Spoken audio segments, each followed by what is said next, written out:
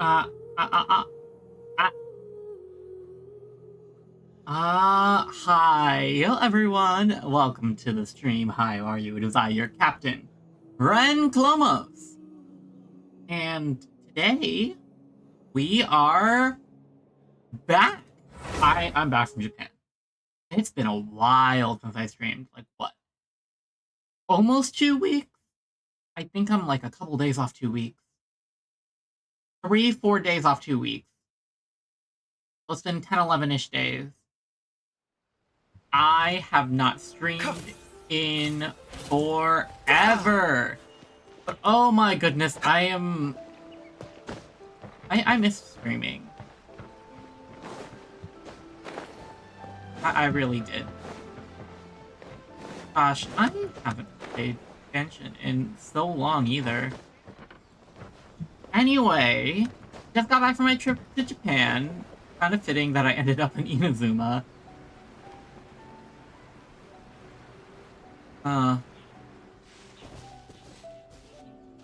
Yeah, so, like... Oh, What's God. my first step in becoming an outstanding adventurer? Yeah, today we are just playing through Kaeya's... excuse me. Hangout event! I still have to do this.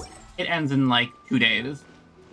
I have to do the Trailblaze mission in Honkai as well. I'm gonna be missing out on that event, too.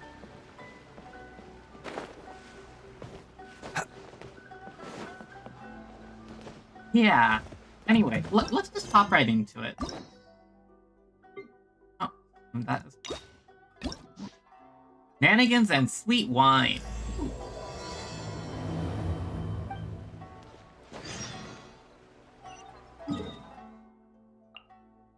Why are you in Sumeru? Oh, well, guess that's what we're doing. But yeah, I have no content. I haven't even done the version event. It's ending soon. I've just been... I was just gone for a week in, like, Japan. So... There was a lot. I was a lot busy. Yeah, I had a fun trip. I really enjoyed it.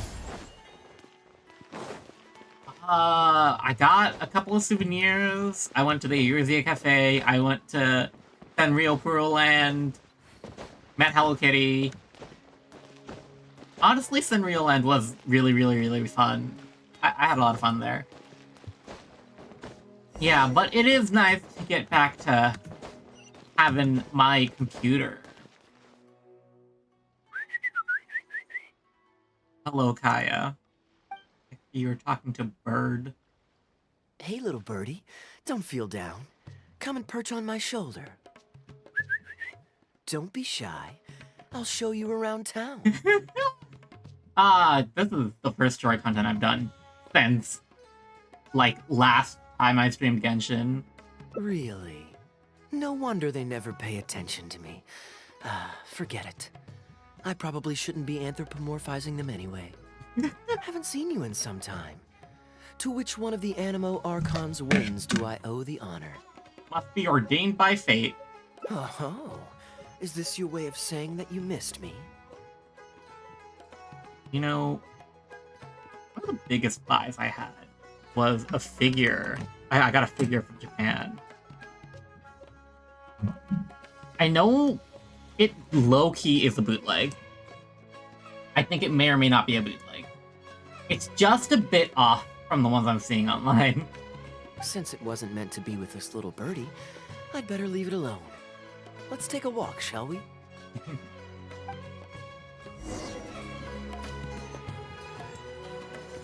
Also, the stand it comes with, like, I don't need to use it all the way. Like, there are 2 posts, but I only need to use one for it to actually stand on its own, which I think is super funny. Yeah, it's an Aizawa figure from If you're wondering Hiroaka. why I'm here, Jean's been worrying about trade safety recently.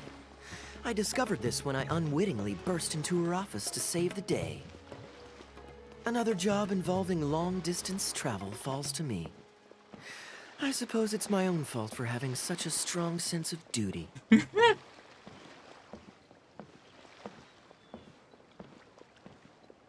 Alright. Still, on the bright side, business is now taken care of. And I have unused travel funds, so I was planning to...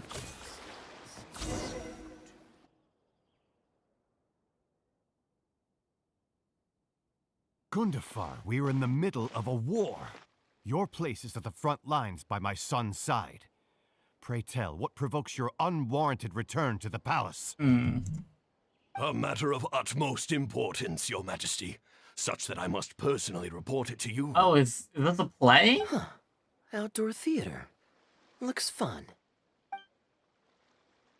Or were we just now? Travel expenses? Ah, yes. Here's what I was thinking about the unused funds.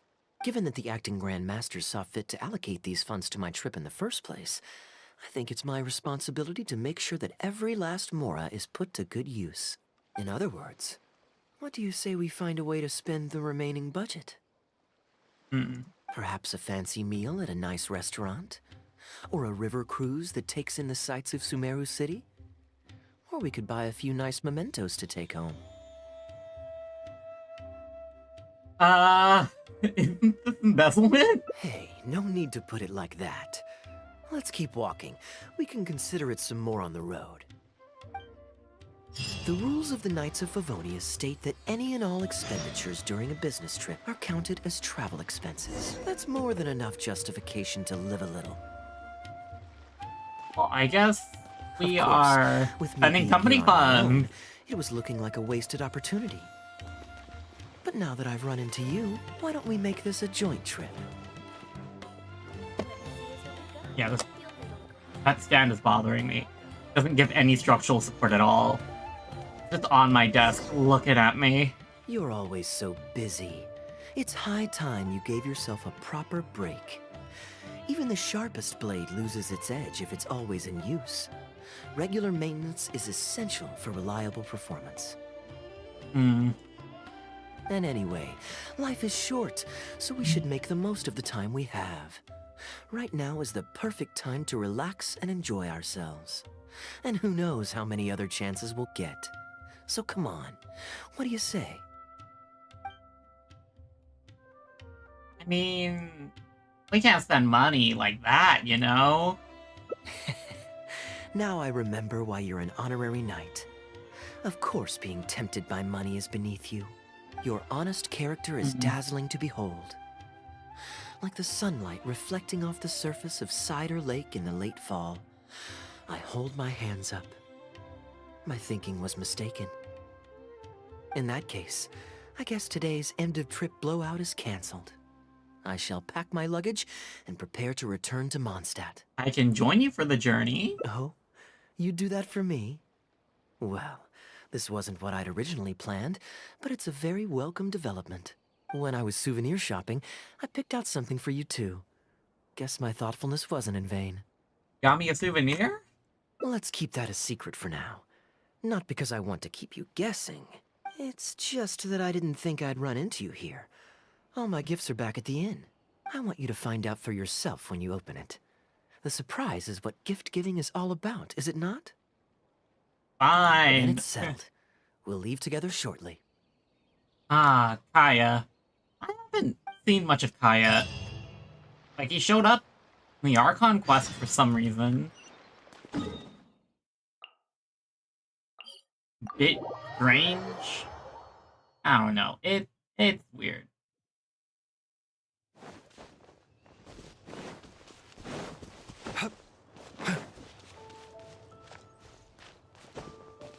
Alright, let's meet. We're back in Mondstadt. Look, Mondstadt's windmills. Ah, such a comforting sight. Now, as promised, your souvenir. Here you go. According to the merchant I bought it from, mysterious spirits called Jinn often live in lamps like this. And this lamp in particular once housed a very powerful genie. Merchants love to exaggerate to help make a sale, but it's still quite the pretty little lamp. I know you like rare things, so perhaps you can add this to your collection. Of course, you can also use it as an ordinary pot. Personally, I think it'd make an excellent wine vessel. I do like useful gifts that I would like use instead of display. You're welcome. I'm glad you like it. I'm ready to head into the city now. You're free to join me, or you can make your own schedule.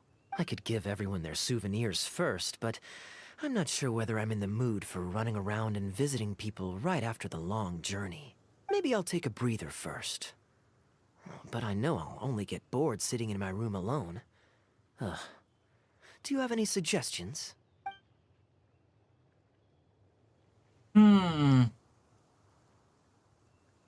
We can join you. I can join you for some souvenir giving. Yes, I suppose.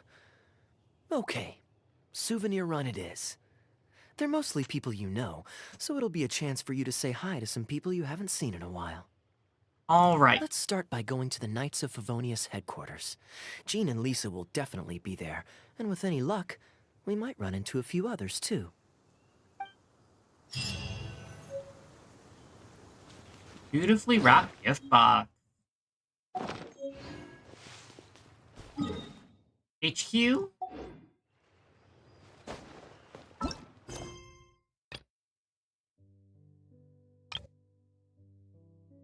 Oh my gosh, really?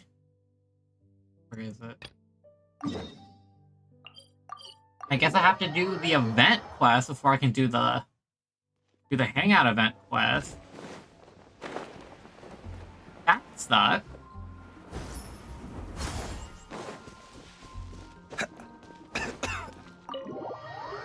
Alright. Here we go. Summer event this time, right? Yep. Hey, Jean! We're here! Yes, there it is. The summer event. Ah, Paimon and the Traveler. I've been waiting for My you. gosh, the bloom is crazy. Whoa. Looks like Jean wasn't the only one waiting for us. Klee and Kaeya are here too. Oh, it's Paimon and Mr. Honorary Knight. It's been so long. Ah, look who it is. Faster to press auto or You've skip caught through me it. It's faster to completely skip off through it. guard this time. But then again, it's always a pleasant surprise when you two show up. Guess we were so excited to see Jean again that we forgot to knock. I hope we didn't start I haven't heard anyone. Paimon's voice in months. Wait a sec. You weren't talking about anything that we're not supposed to hear, were you? Just showing the Paimon the way. I'll leave it to you. Showing your guide the way? Yeah, right. It's been a while since we last met, but I can see you two haven't changed one bit. Don't worry, we weren't discussing anything confidential. In fact, we were just talking about you. Maybe we should let the star of the story explain it in their own words. We got an invitation to somewhere, probably. Let me tell it! Let me tell it! A few days ago, I was reading Todoko Tales in the solitary confinement room when all of a sudden, whoosh! A letter came flying in through the window. Flying through the window? How does a letter fly? Like a bird does. It was flapping its wings. It could even talk. Probably Alice then. It said, well, it was a bunch of stuff I didn't understand. You couldn't understand? Then it must have been talking about how to avoid solitary confinement. Yeah, how do you get out of timeout? Kaeya? Just saying. We don't want to let a teachable moment slip by. Okay, I know. Anyway, the letter said, "Oh, Klee, are you behaving? I see you've wound up in the solitary confinement room again." Sorry about that. Oh, Mama's busy these days and Yep, it's can't Alice. take you out to play. But there's good news.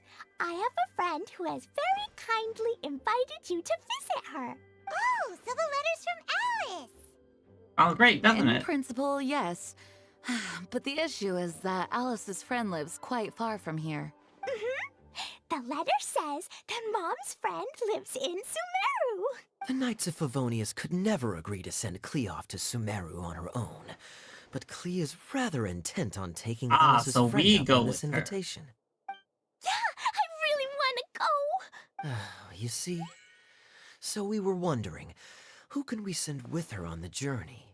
Preferably someone who's a reliable hero and with a history of saving Mondstadt. Oh, so that's why you wanted to see us. I do apologize, but Klee gets along with you so well. We couldn't think of a more suitable choice. Sure, we can do that, no problem, right? All right, let's do this. Really, Mr. Honorary Knight? Of course, don't worry. Hey! With Mr. Honorary Knight around, Klee's not afraid of anything! See, I told you that he'd agree. In that case, we'll leave Klee in the trusty hands of the Traveler. And you too, Kaeya. You should join them. I noticed you quietly completed that backlog of paperwork we had. You deserve the chance to unwind a little. Ooh. Oh, so you noticed. Well then, I suppose I have no reason to refuse. Great! Things will go even more smoothly with Kaeya around. Still, Sumeru is pretty far. I just didn't expect to get jump scared by this. Journey. Don't worry! Mom's letter had a magic invite inside. Mom says we just have to all shout out where we want to go at the same time, and poof! We'll be there in the blink of an eye! Unique model. Wow! Well, that'll definitely make things easier. It only works 3 times, though, so we should only use it when we really need to. 3's plenty. One for the way there, one for the way back, and one extra, just for good measure. Sounds very mysterious. I still think we should use it sparingly. After all, we don't know the exact location of where we'll be headed, or what dangers we may encounter on the way. Here's what I suggest. Traveler, you're well connected. I'm sure you must have friends who are familiar with Sumeru. I say we start by teleporting to one of them. It'll give us a chance to test out the magic invite, and also find ourselves a local guide. Probably Tignari? That kinda makes sense. And since it has 3 uses, there's no point letting one of them go to waste. Couldn't have put it better myself, Paimon.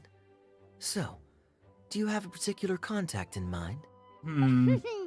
Well, we need someone who's familiar with Sumeru and can be our guide, so sounds like we need a forest ranger. So probably either Tignari or Kale. Everyone knows that the best place to go looking for a forest ranger is a little place called... And Darvavit, yep. That's the one.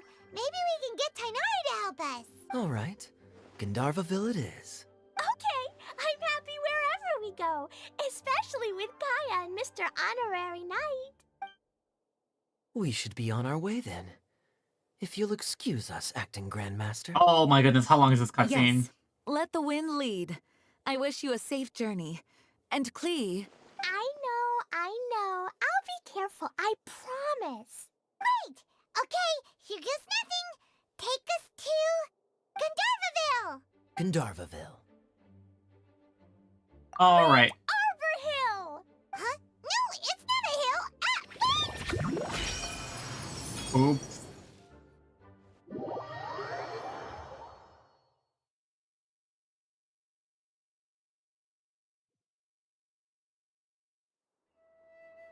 The opening cutscene takes a while.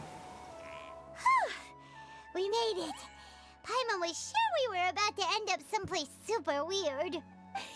Sorry, it was an accident. It's okay, Klee. Good news is this magic invite really does work.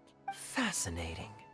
One moment we're in Mondstadt, the next we're in Sumeru. So this is where Mom's friend lives? Wow, there are so many big flowers. I wonder how far we have to go. And jumpy mushrooms. Oh, you ain't seen nothing yet. Sumeru's full of strange stuff like this. Huh. Little Flag Silverberry. Paimon doesn't remember seeing one of those. Wait. Are you talking about Paimon? Listen carefully, Klee. Those jumping mushrooms are called fungi. They may look cute, but if you get too close to one, it'll try to hit you with its cap. Really? Okay, well, I'll hit it back with my cap. I don't think that's how that works, Klee. And then I'll hit it with the hood on my jacket, too. I'll definitely win if it's 2 hats against 1. As long as playing with hats doesn't escalate to playing with bombs. but Klee's her friend, so we should be able to convince her to keep this trip explosion-free, right? I doubt it. Uh-huh. I'll be extra careful not to blow anything up. I mean, I'll try my best. That's very good of you, Klee. You're being very grown up today. Yep, I'm super Oh grown my up. goodness. I'm already the Spark Knight. Okay, Spark Knight. Well, keep up the good work, because very soon we'll be introducing you to a friend of ours called Tanari in Gandharvaville.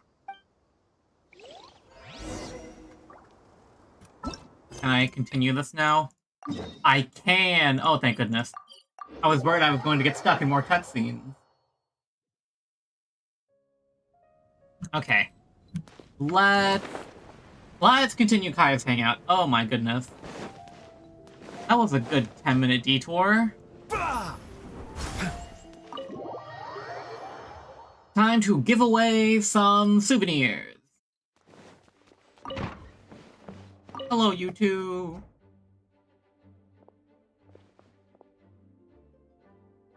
Hey, you two busy? Long time no see, You everyone. must have had a tough journey, Kaeya. Oh, it's been a while, cutie. Yes, welcome back, Keaya.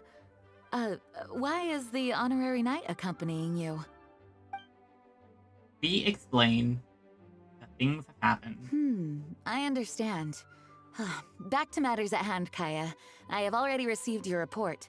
You did well this time, thank you. A few days ago, we received a letter from the representative of the Wine Merchants Association in Sumeru. It was thanks to your on-the-spot decisions that further losses, due to continued delays, were avoided. Okay, we're back on Just track. doing my duty. Anything to reduce the acting grandmaster's workload.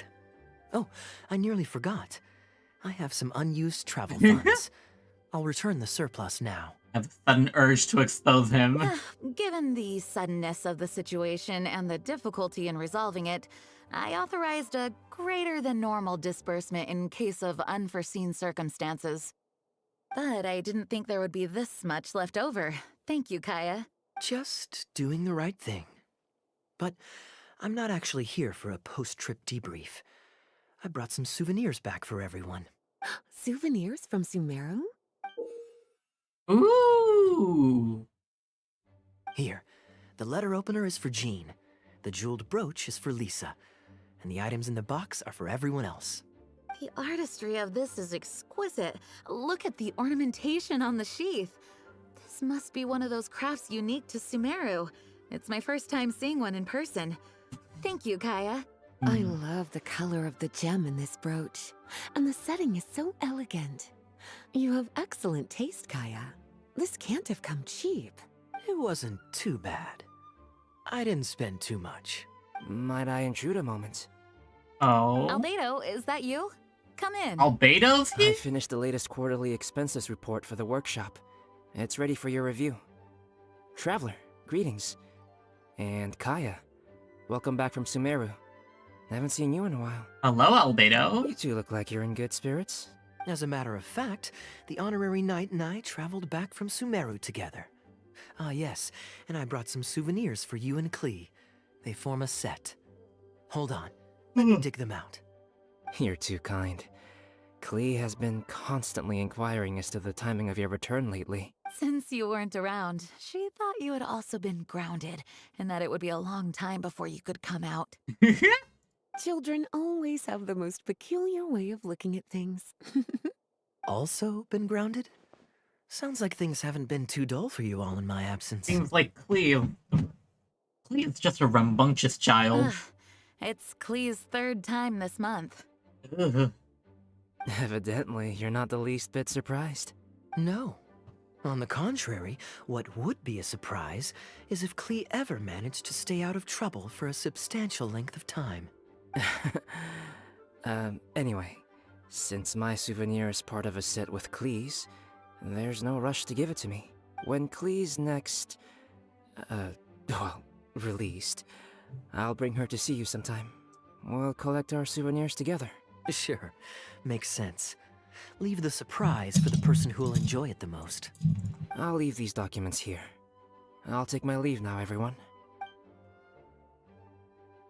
Keaya, I've approved your vacation request. Use this time to relax and unwind. Don't worry about the report and other work. I'll take care of it. Oh. You too, Honorary Knight. There isn't any work the Knights of Favonius require your assistance with at this time, so please take it easy. Thank you. Then we'll be going now. Enjoy your vacation. But don't forget to return the Fox and the Dandelion Sea series before it's due. No, I got gifted some sunscreen from Japan, and I'm wondering if I should use it or not. Hey, I have to search this up later. Don't worry, I'm nearly done with those. I'll be able to return them in a few days. I got a lot of coasters from the Final Fantasy Cafe. 5, 7, 8, 9, 11, 12, 13 coasters. Keaya is just... Alright, what have you got to say, Jean? Though there's always something to do. With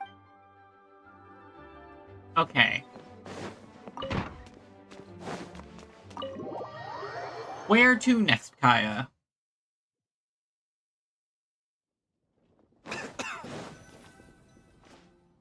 I'm surprised Klee still hasn't escaped. I taught her a few tricks just before I left. Keaya. Why are you Kids smirking? will always have their moments of mischief. But to be able to grow up without a worry or care in the world is something truly precious. Well, now that all the gifts for the Knights of Favonius are with Jean, next up is... Ooh, how about we visit the Dawn Winery under the pretext of delivering souvenirs and try to score some free wine? It's been a long time since I last saw everyone there. Plus, it'll be the perfect time to treat you to some of their newest brews. That is an Diego experience. should be there tomorrow since he has business to deal with. But then there's nothing scheduled for the day after tomorrow, so perhaps it'll be easier to get free wine then. What do you think? When should we go? Let's go That tomorrow. works. Then I guess we'll see D-Luke. Let's meet at the front entrance of the Dawn Winery tomorrow. Ah, so that's another path split. Wait till the next day. Fiend. You know, I was so tired after my flight back. I got home. Well, I was up since like 8 in the morning, Japan time, and then I was up till 4 in the airport, trying to wait for my flight, and then we were on the flight for 8-9 hours. Time to go. Got out of the airport at around like 10, 11, maybe even 12-ish. Got home 1 or 2.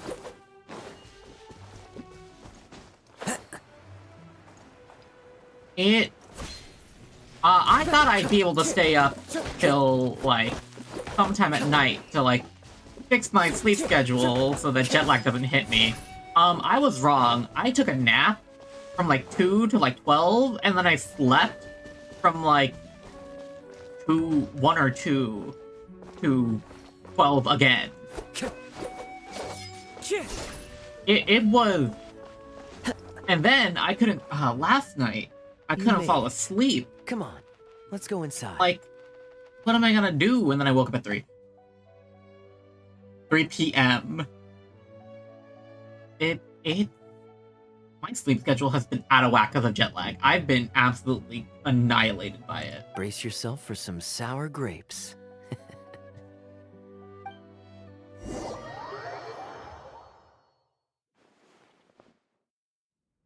If you're not feeling well, then let me go this time. Oh, I'm fine. It's not serious. Oh, I'm sorry. I hope I'm not interrupting anything important. What are you doing here today? And I see you've brought a +1. Greetings. Oh, it's nothing particularly pressing. It's just that we recently returned from Sumeru, and given how long it's been since we last visited the winery, we thought we'd drop by and say hello. Is that it? Make yourselves comfortable then. Oh, do you really mean that? Because my definition of comfortable happens to involve prodigious amounts of your finest wines. Speaking of which, I'm curious where you store the wine these days. Is it the same place as it always used to be? Sounds like you're in a hurry to reach your goal. Been plotting this raid for a long time? Plotting a raid? Why, you misunderstand me. The truth is, a rumor happened to reach my ears recently. My informants tell me that last month, the Dawn Winery spent a large sum of mora on 2 bottles of limited edition Northland Valberry liquor. However, it turns out that they were likely just cheap knockoffs masquerading as the real thing. Oh, uh-oh. That sounds bad. Of course, a teetotaler like yourself would struggle to tell the difference. So why not get a connoisseur to help you appraise the quality? These two are so snippy with each other. Jeez. Oh, wait. But the sterling reputation of Dawn Winery is at stake. Why, if you really purchased bootleg liquor, that would be scandalous. Better to have unknown and insignificant alcohol aficionados do the taste test for you, to prevent word getting out. Kaeya is really pushing it. Quite the story. You used that one last year. Got anything else? What? Really? I totally forgot. In that case, how about the principle of reciprocity? Here, this is for you. I bought it for you in Sumeru, and it cost a veritable mountain of mora. Thanks. Put it on the table. These two are so funny. That's it? No comment whatsoever? Oh my gosh. You want a comment? Okay then.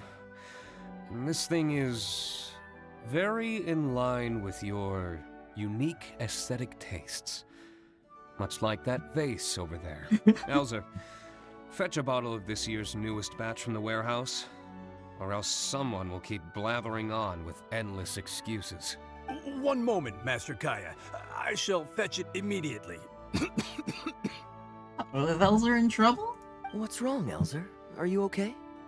My throat is a bit raspy is all. It got better after I began taking medicine, but recently it flared up again. Other than a bit of difficulty breathing now and then, it's nothing to be concerned about. Many illnesses are caused by overwork. If you don't get enough rest, medicine alone won't solve the problem.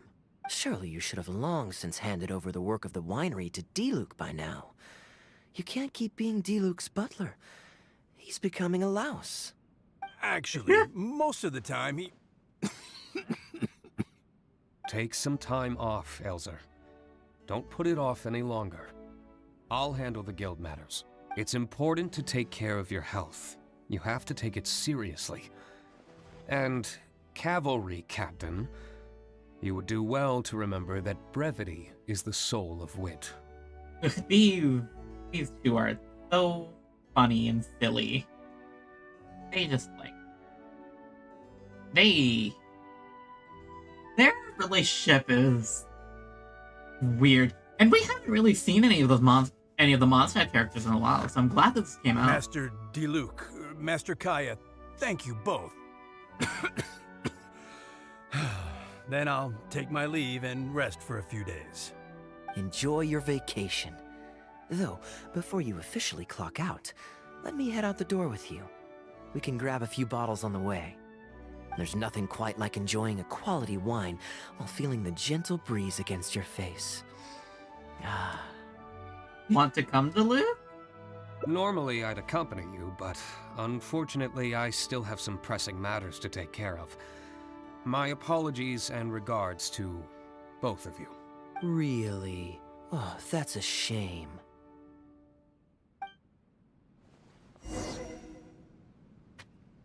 Okay. Elzer, hopefully you can feel better soon.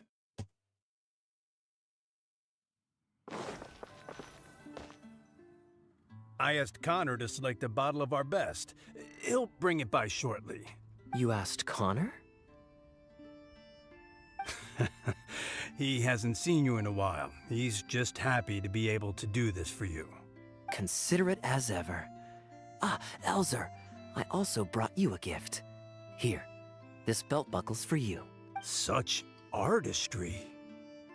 Thank you very much indeed. I'll put it on as soon as I get home.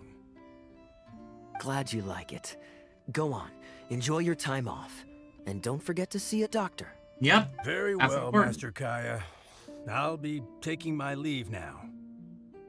You know, I just was given someone's collection Elzer is a good guy, of and he's very responsible. But with 1,000 different things to worry about each day, that same sense of responsibility wears him down. someone's collection of magic cards to add to my own. And I have too many copies of some of these. Master Kaeya, your wine and an apple cider for your friend. All freshly fermented this year. Please, have a taste. Traveler, this one's for you. Thank you. Oh, very clear. And a full-bodied aroma. That's rather nice. Isn't it? This one's a little on the sweeter side, but I can go grab a dry one if you'd prefer. No need. Sweet is just fine. Let's drink one together. Don't mind if I do. I haven't caught up with you like this in a long time. We used to always pour the first glass for you when cracking open a new barrel. With you gone these past few years, I've had to drink it for you. Well, since it wasn't me harvesting the grapes, de-stemming, or crushing them, it's much more fitting that you should take the first taste. De-stemming? It's an important step in the winemaking process. After harvesting the grapes, the stems have to be removed prior to fermentation, or they'll affect the quality. That? Huh. Makes sense. If you'd like, Traveler, you can help us harvest some grapes. Winemaking can be quite a lot of fun.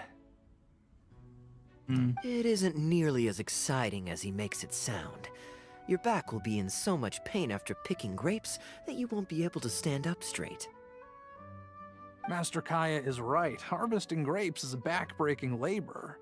But seeing the grapes turn into grape juice, then ferment into wine, it's a fascinating experience. And every person at the winery should have a chance to share in it. I swear I heard a bit of Timaeus there. Alchemy is fascinating, or something like that. Wait, so Diluc actually helps you with the winemaking? Oh, goodness no. Master Diluc is far too busy, not just during the day, but even at night. Oh? And just what is Diluc always so busy with? Well, you know, come nightfall, he's always out there, networking, and so on. Master Kaeya, you may be surprised to learn just what lengths Master Diluc is willing to go to for the sake of the business. Does everyone know that he's Batman? I swear. Connor, you're an awful liar. I hate to see you struggle. Oh, so Master Kaeya, how do you like your drink? I remember you weren't very interested in wine when you were young. That was the least natural segue in conversational history. My gosh, I got whiplash. That was because the adults said children weren't allowed even a drop.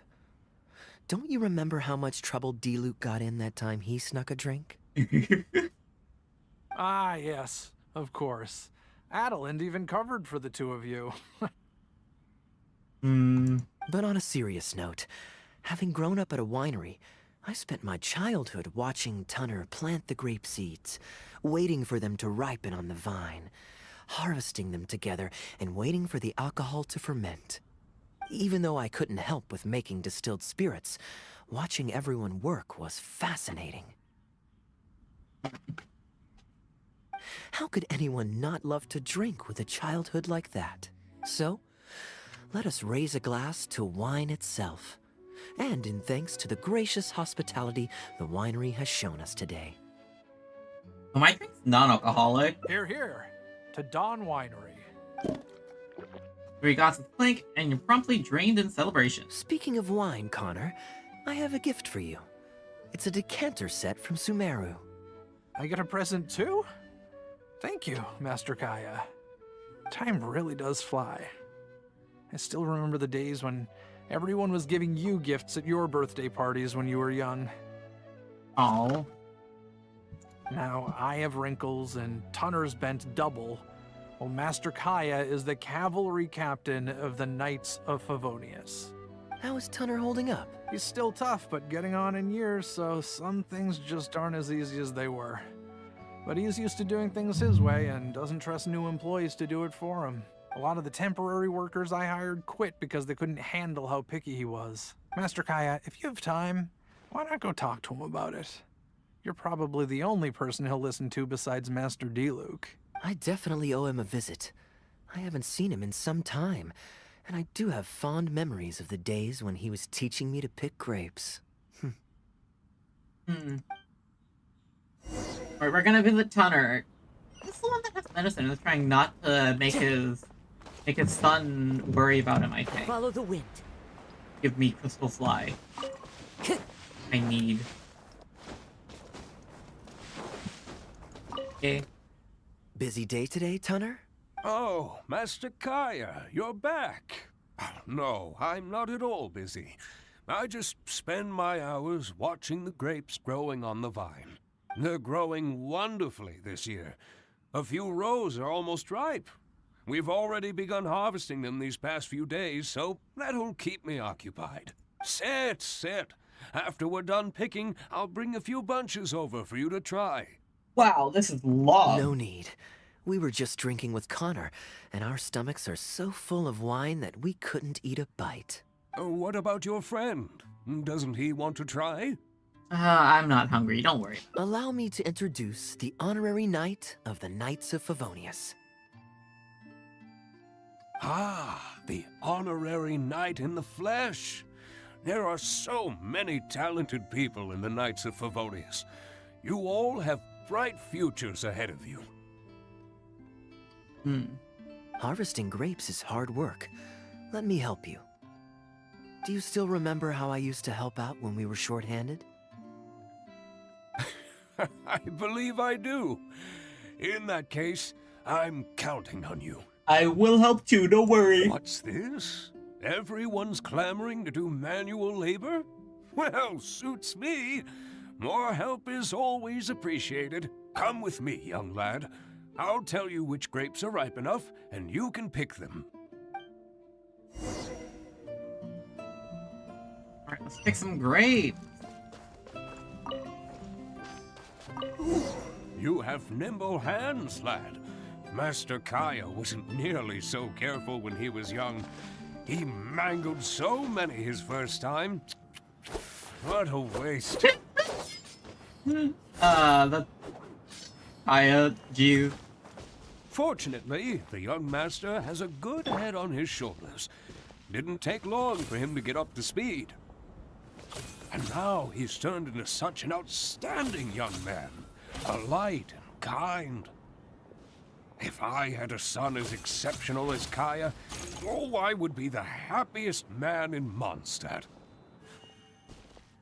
A bitter pill to swallow.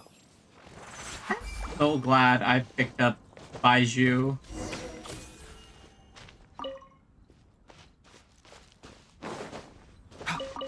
Hi, Kaeya. Winery rules state that whoever picks the most grapes without damaging them gets to drink the first glass from the new batch. Where is the other? They're over here. There's a few more rows of grapes up ahead. Let's finish picking them together. Careful not to damage the grapes when you pinch the stem. You know, this is...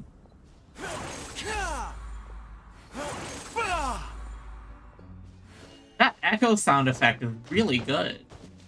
These grapes look excellent. You're a fast learner. Alright, Tunner, I'm back. I'll take them. Good job. Master Keaya left the winery and moved to Mondstadt. just like my own son, Guy. He left home to join the Knights of Favonius, too. I don't know him like Miss Adeline or Master Diluc do, but I know that no matter how old your child gets, they always need a home they can come back to. And without family by your side, you at least need the companionship of friends. I've been working here for decades and watched him grow up with my own 2 eyes. Sometimes I get the sense that there is something bothering him. Something deep-rooted. But he guards his secrets closely. Or perhaps he just doesn't want to involve us. After all, I doubt that we could help him. Yeah, I don't think he's doing well. Like, I think he's not having a good time in Mondstadt. I'm not gonna lie. I can see that you have a good relationship with Master Keaya. Please look after him. He's very dear to us. I think Kaeya is much stronger than you might imagine. That he is, yes. I do still think of him as a child. It takes time for an old man's mind to adjust. He is an important friend to me. Wonderful, wonderful. Knowing that he has a friend like you, we here at the winery can be happy for him. You're looking very happy, Tunner. Was the traveler telling you some jokes? No jokes. I've received a letter from my son, Guy. He's really going places. I'm so delighted. Master Keaya, honorary knight. My eyesight is fading in my old age. Could you read it out for me? Of course. Thank you both.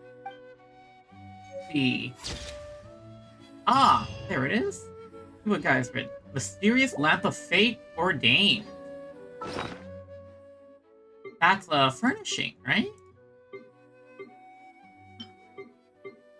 Furnishing. There's a transient resin here that I haven't used. Guess I'm using that next week. Down here. Here it is. Marisol lamp from Keaya.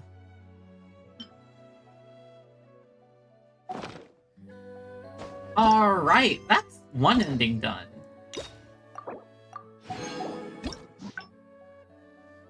Yeah, there's a lot of splits here. Oh my goodness, there's a lot of splits.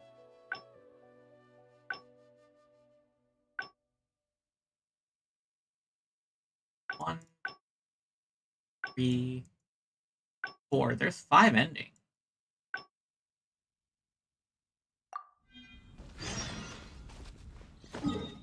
I think this one splits if you wait till the day after. Alright. Okay, Keaya. Anyway, I used to go... I've been playing Commander on the weekend. I'm surprised Klee still hasn't escaped.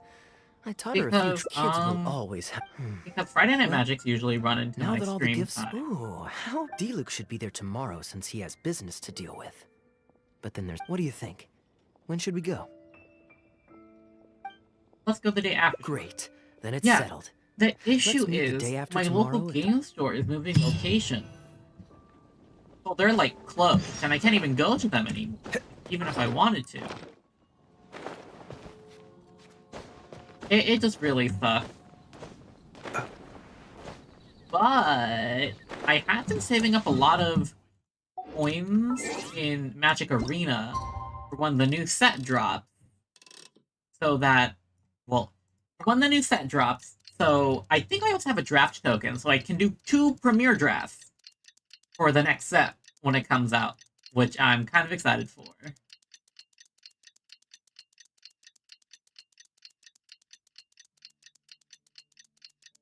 I want to stream some Magic Arena again, but it takes a while to grind up points for things like that.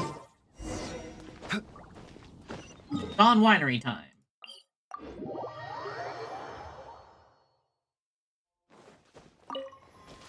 Can't catch crystal flies. I had 100, but I kept using them for like a month straight without catching any more. That's how you run out of condensed resin, my friends.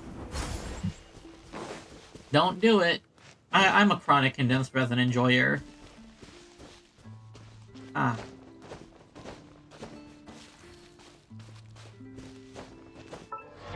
Sometimes I think about how I have a Jade Ball Splendor, and it just exists. This weapon is not very good, I will say. But on Baiju, it's perfect. You're more punctual than I expected. Let's head inside. Mean.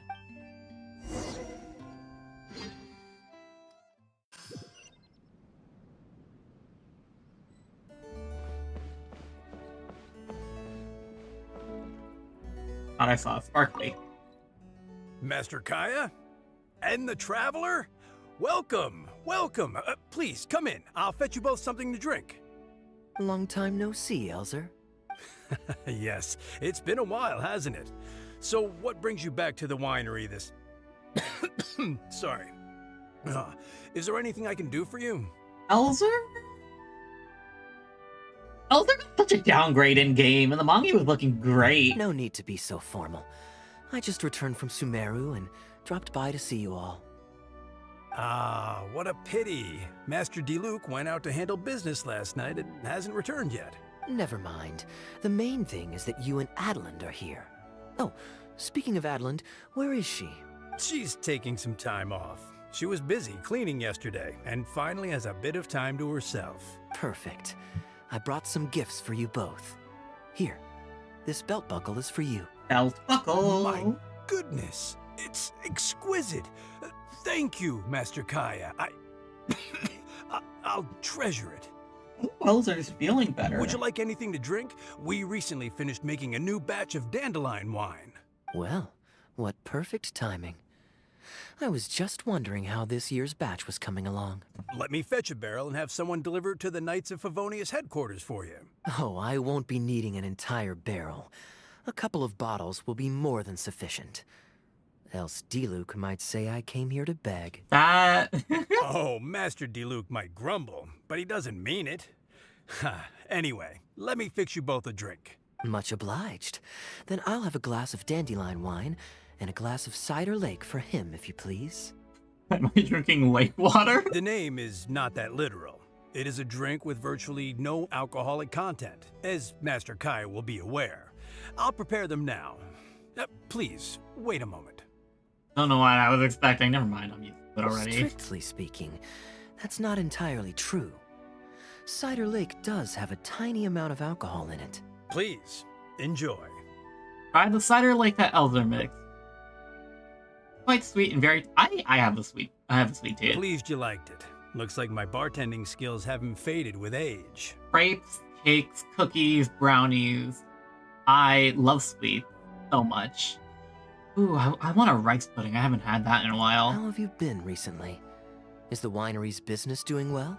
To tell you the truth, we've had our work cut out for us recently trying to fulfill some major orders.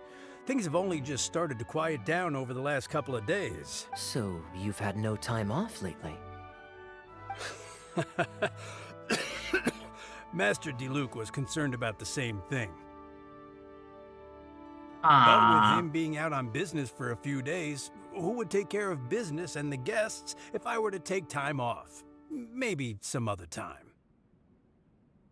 Maybe we can all... At least take half a day to see a doctor and make sure you're okay. If your condition worsens, Diluc will never forgive himself.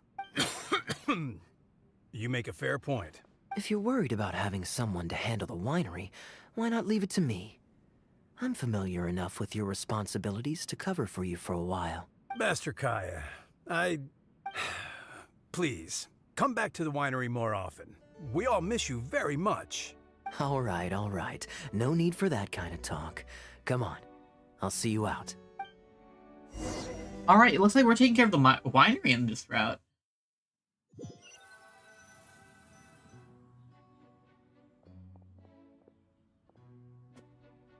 While I'm resting, I shall leave Dawn Winery in your hands. Don't worry. I'm not going anywhere. rest easy, and go see the doctor. Such great weather today. A calm breeze and delicious wine. This is quite the treat. Though, it's a pity this batch seems a bit bland. How about I go to the wine locker and fetch one from the reserve collection? I remember it's on the 2nd floor. Is that allowed? Kaeya? Of course it's fine. I promised Elzer I'd help. I said nothing about leaving the wine alone. Well, now you got Sorry, to. I'm a little late to the welcome party, but I believe I just heard the words wine locker and reserve collection. Planning on pilfering a bottle of reserve, Master Kaeya? Yup, exactly right. The reserve collection is reserved for a reason, you know. You should at least run it past Master Diluc first. Oh, Adeland, surely you misheard. We were simply taking a walk around the house. Yeah, sure, Kaeya. I see. Anyway, what brings you and the traveler to the winery today? We just returned from Sumeru. It's been a while, so I thought we might drop by and say hello. And perhaps enjoy a complimentary drink while we're here. Surely you wouldn't object, Adeland. How could I object? We're simply happy that you've come back to see us. Oh, Adeland, I also brought some gifts for you all. This bottle of essential oil is for you. If you rub it on your hands when it gets cold, your skin won't crack. Kaeya and essential oils, girly? I don't know. That's Kaeya. Oh my! I can't believe you remembered something like that. Of course I remember. You always took such good care of me when I fell sick as a child. In comparison, this is nothing. You're all grown up now, and you don't get sick nearly as easily. You don't need me to look after you anymore. True, I don't get sick as much.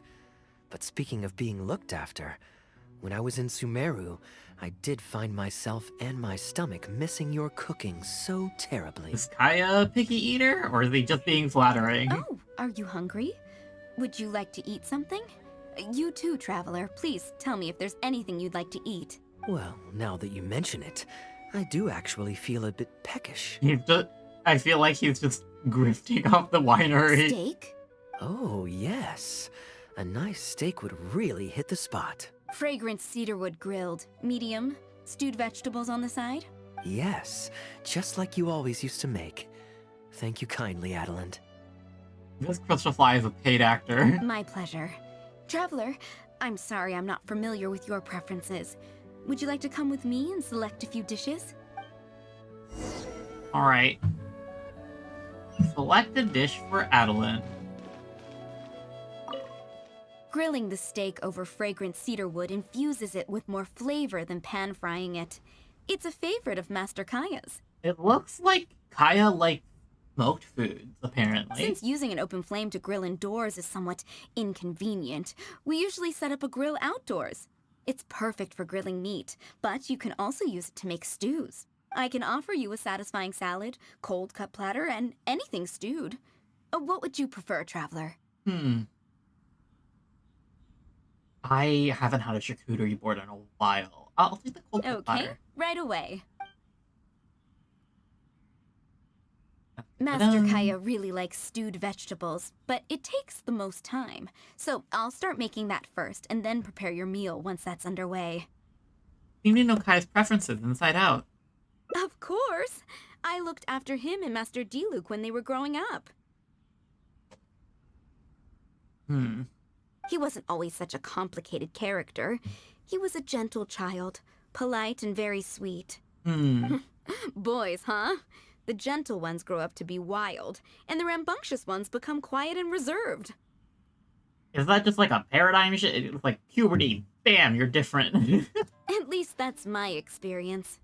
If there's anything you don't understand about Master Kaeya and his antics, please feel free to talk to me about it. His temperament has changed quite a lot over the years, but he still has a lot of the endearing qualities I remember. Can't always tell if he's being truthful. Kaeya is much savvier and more mature than he used to be. Goodness knows he could be tricky to deal with. But let me share a few little tips. When he answers your question with a question, Stop and think carefully about what he wants you to believe, and don't be led on by him. Mm-hmm. As for not knowing what he's up to, that's because he loves making up a good cover story. But don't let him get to you too much. You can take it from me. You were drinking a cider lake just now, right? That's right. Do you know why it's called that? The name was coined by none other than Master Krepus when he mixed the drink for Master Kaeya himself. It's pronounced Krepus? Well, there is only one E. Okay. They were adorable when they were young. One time, the winery was hosting a banquet, and Master Krepus strictly forbade Master Diluc from drinking.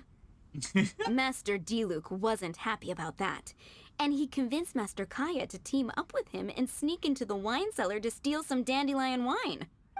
And how did I find this out? Because when Master Kaeya attempted to distract me, I could clearly see Diluc hiding around the corner of the corridor, gesturing to Master Kaeya to direct him through the whole thing. The Captain Kaeya of today never bats an eye when he lies, but he wasn't like that at all when he was young. Ah, goodness, how did I get into this? Anyway, they were discovered by Master Krepus in the end, and he was furious. He punished Master Kaeya by making him write lines, and Master Diluc was forced to clean the wine barrels in the cellar. The wine cellar had over a dozen large wine barrels to scrub, and Master Diluc was just a child. There was no way he could finish it all by himself. Master Krepus really meant to teach him a lesson. I'd originally planned to secretly finish off the work for him, but when I peeked inside the cellar, I found that Master Kaeya was already there. Yeah, that sounds right. Why is it our happiness in the scrubbing the corner? remaining barrels. When Master Krepus saw that the bruises on Master Kaeya's hands were even darker than those on Master Diluc's hands, he instantly understood the situation. Master Krepus wasn't stern by nature, so to comfort Master Kaeya, he mixed him a drink and added a few drops of alcohol just so he could have a little taste. So you see, Kaeya was a gentle child, and never one to boast about the things he did for other people. Sometimes he'd even deny it if asked. Huh. I think this route is just learning. These past two is just learning about Kaeya's past. His friends Makes have a sense, special though. place in his heart, even if he keeps this to himself. Kaeya's quite a smooth talker these days, but I can tell that his habit of quietly helping others hasn't changed. I understand what you mean. Ah, good. Okay, the stew is nearly ready, but the meat and the other dishes will need a moment. Please wait at the table. I'll be over shortly. Alright. Hey, Kaeya.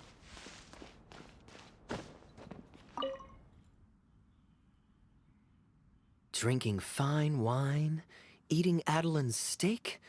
Ah, now this is what I call a vacation. And I got to hear some stories about your childhood. Oh? What has Adeline been telling you?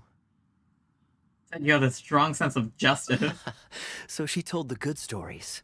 Well, shucks. Now I'm embarrassed. Food's ready. I hope you're hungry. I made a little extra, given how long it's been since you were last here. Oh, we never imagined there would be such a magnificent feast. You've really outdone yourself. Why don't you sit and eat with us this time? Yeah, let's eat together. If you keep chatting away, the food will get cold. I'll wait here. Please call me if you need anything. I'm afraid that just won't do, Adeline. I'm serious. We get together so rarely. Can't you bend the house rules just this once? After all, I don't live here anymore, so I'm just a regular guest. You aren't going to refuse your honored guest this small request, are you? Since it's you, Master Kaeya, I see no choice but to honor your request. I know that us sharing a meal is a sign of our close relationship, but this is technically against the rules for a maid, so please forgive me for rebuffing you at first. I didn't mean to sound rude. It's all Kaeya's fault anyway, don't worry. Traveler, given how petty Master Kaeya can be, it must be hard for him to make friends. Does he have any friends in the Knights of Favonius? Yep, it's me. Looks like my efforts have paid off. See, Adeline? I'm going to embarrass you, Kaeya. My home-cooked meal with Kaeya and Adeline under a gentle breeze. Hello, everyone. Pardon me, but is this Dawn Winery? I'm Guangzhe, a guard with the Secure Transport Agency under the Leo Communications Office. Here's my card.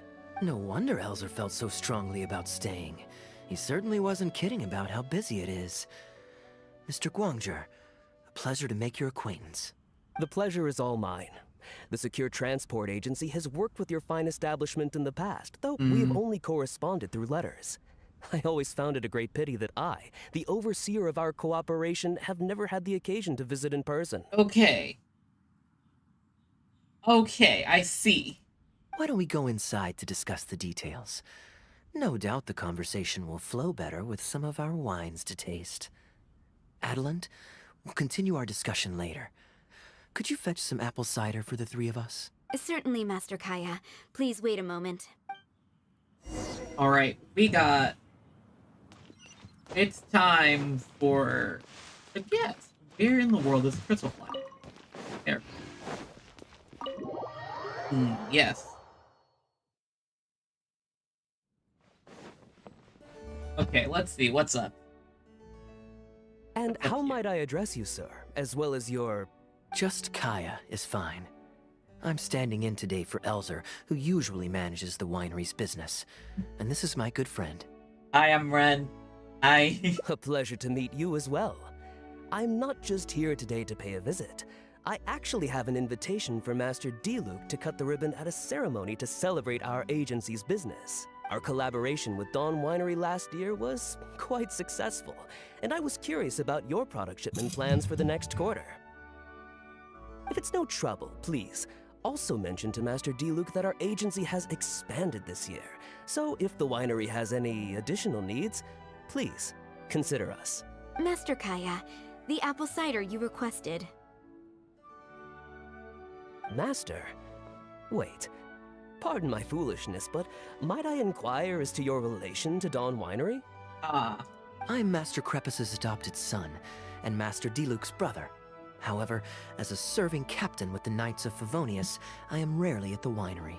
My mistake. I apologize for not realizing earlier. I do hope I have not done you a discourtesy.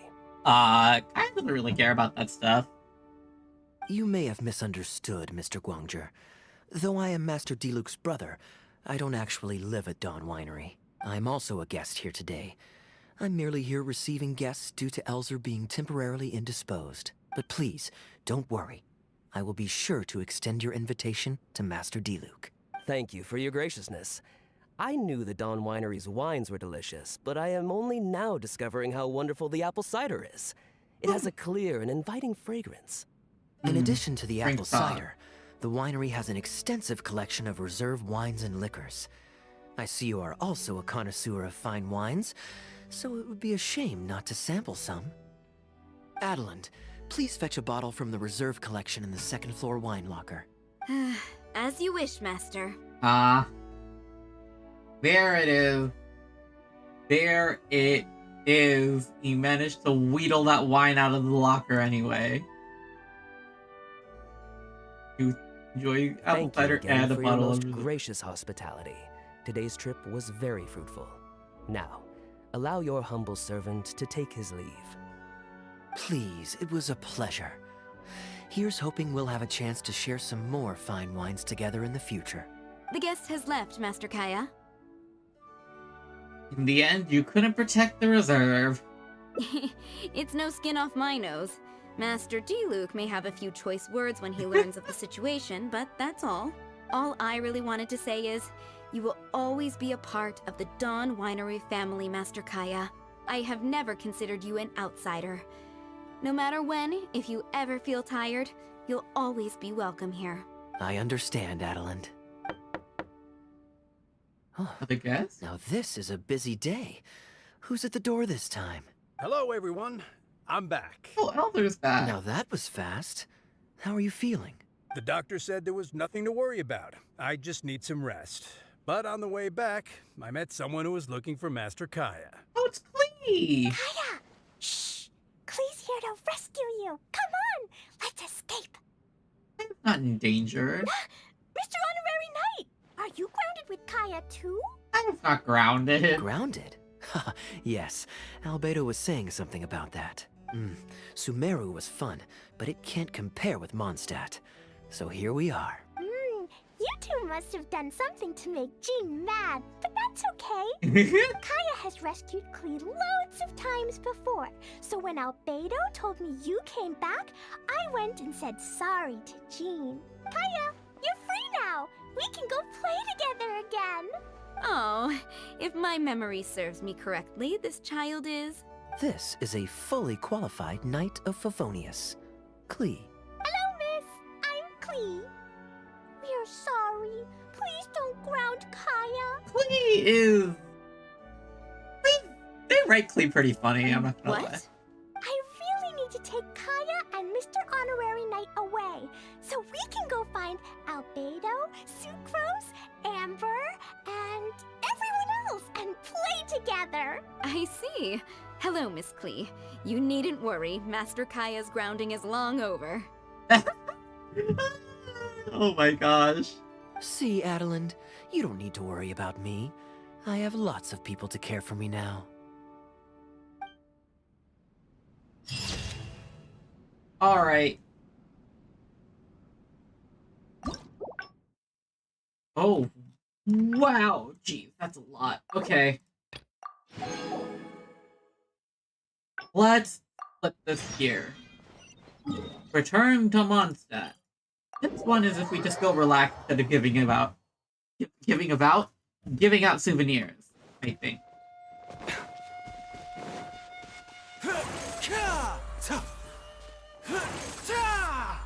That low, like, thunk at the end of that charge attack is so nice. I love it.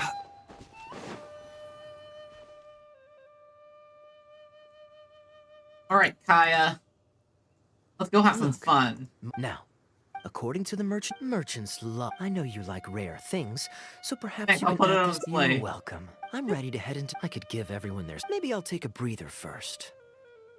But I know I'll only get bored sitting in my room. We can chill out together, so you can relax without getting honored bored. to have such a caring friend. Let's go to the plaza in front of the cathedral. We can listen to the bards playing, or feed the pigeons. Mention the bards, might be venti. I've begun to miss that slow-paced and relaxed atmosphere. There's no rush. We can take our time and stroll on over. Mondstadt is such a chill place. It's just relaxing. And their culture is like that too, which is really cool. That cultural difference between here and everywhere else is kind of nice. Port Ormos is always lively, even late into the night. People there go to bed much later than I imagined. Quite a stark contrast with Mondstadt. People pray and play music in the cathedral plaza during the day, but come nighttime, the streets are deserted except for the knights on patrol. What lifestyle do you prefer? Good question. Life in Sumeru is never dull. Last time I was out drinking on the street at night, some passing mercenaries invited me to dance. Although, I did learn later that that kind of thing is highly unusual even there. They must have been in a very good mood that night. Kaeya's just a fun guy, I guess. They taught me a lot of songs that they usually sing during feasts. It really was a fun night. But be that as it may, I think I'm more suited to the free and easy life in Mondstadt. Simple, honest folks like me, we don't need much to be content. Can you even hear what you're saying? Fair enough. Let's shelve that discussion for now. Have you ever had a chance to hear the cathedral choir before? The hymns they sing are a whole tradition in their own right. Quite different from the folk songs that the bards play. Sounds very interesting. I think I've heard a bit of it when walking into the cathedral. Well, let's see if we can catch them today. Sister Grace is right there, so we can ask her about the choir's schedule. Hello. Excuse me, Sister Grace. Does the church choir have any performances coming up soon?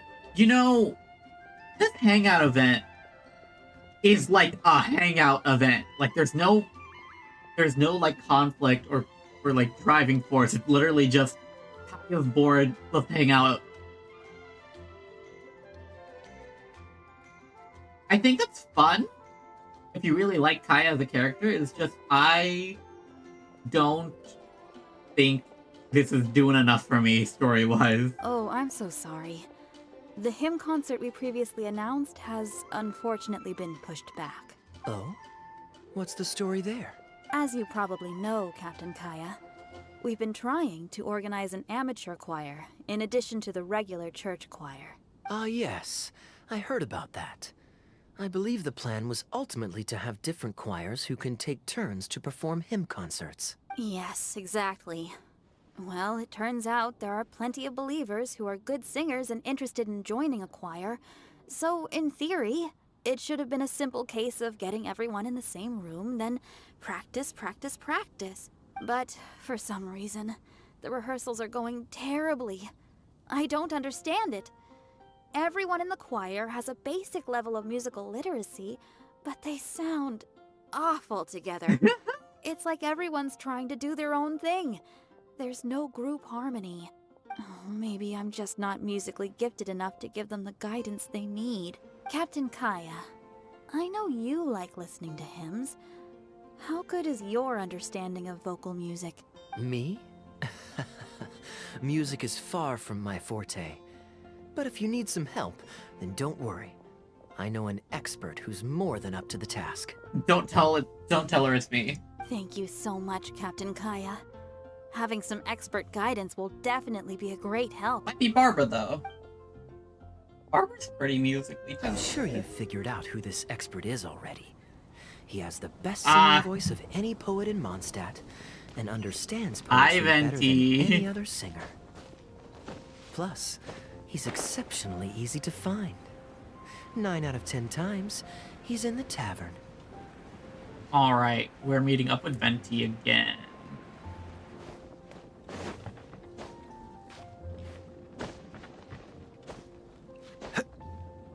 Let me get down!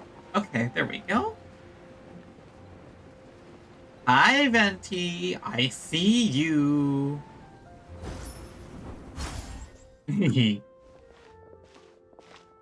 Good day. Drinking alone? I hope you don't mind us joining you. Hello, Venti. Hello, hello! Please, take a seat. We're all friends here. Patton, 1 moonlit alley and an apple cider.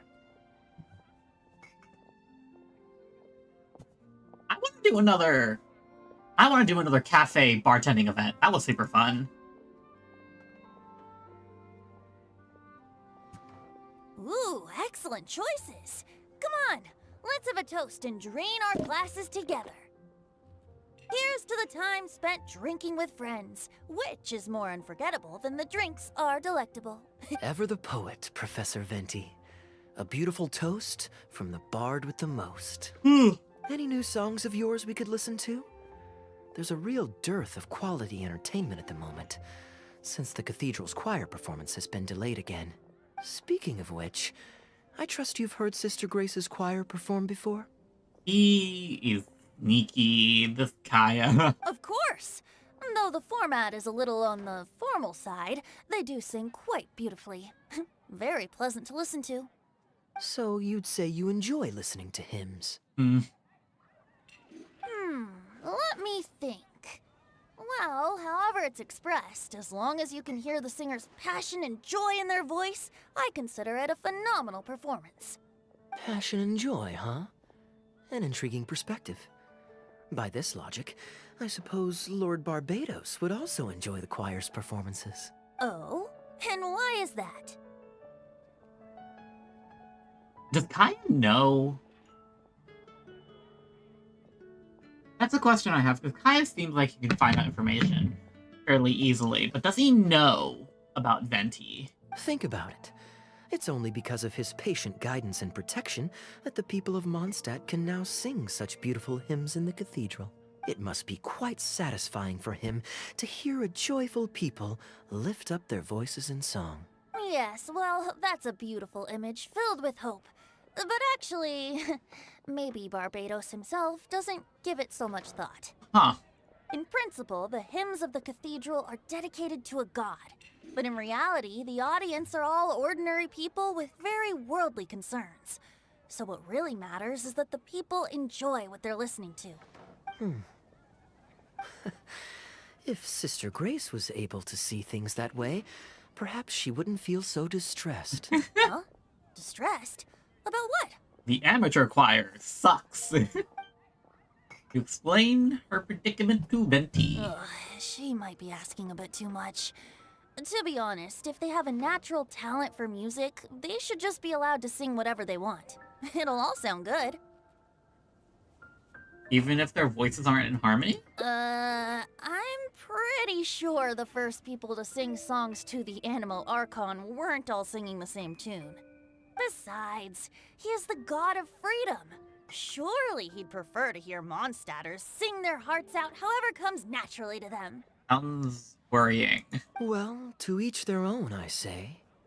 But Sister Grace seems quite bothered by the whole thing.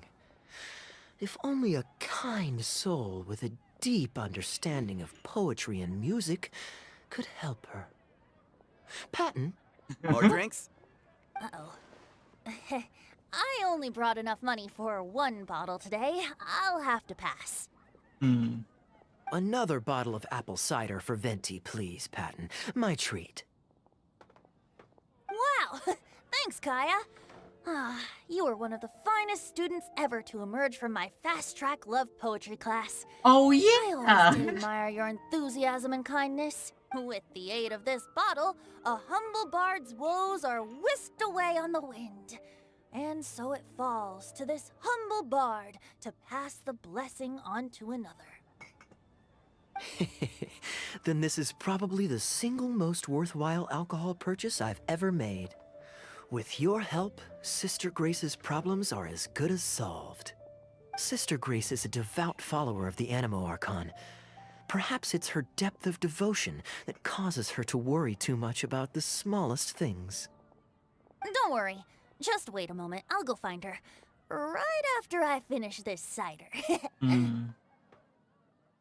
The next time you visit her, our sweet sister shall be sad no more.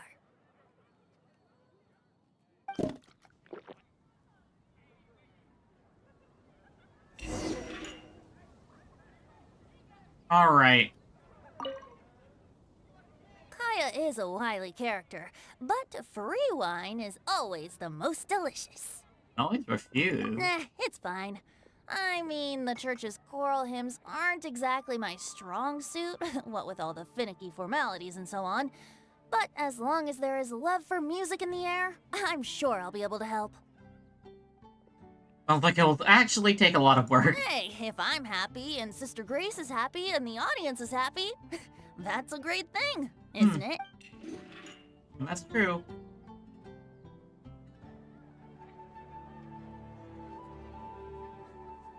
Alright. Following day, 60. There it is.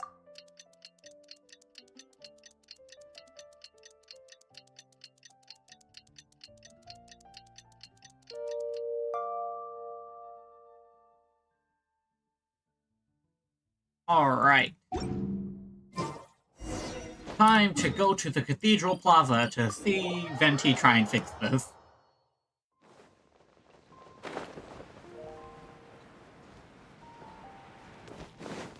Dash, okay.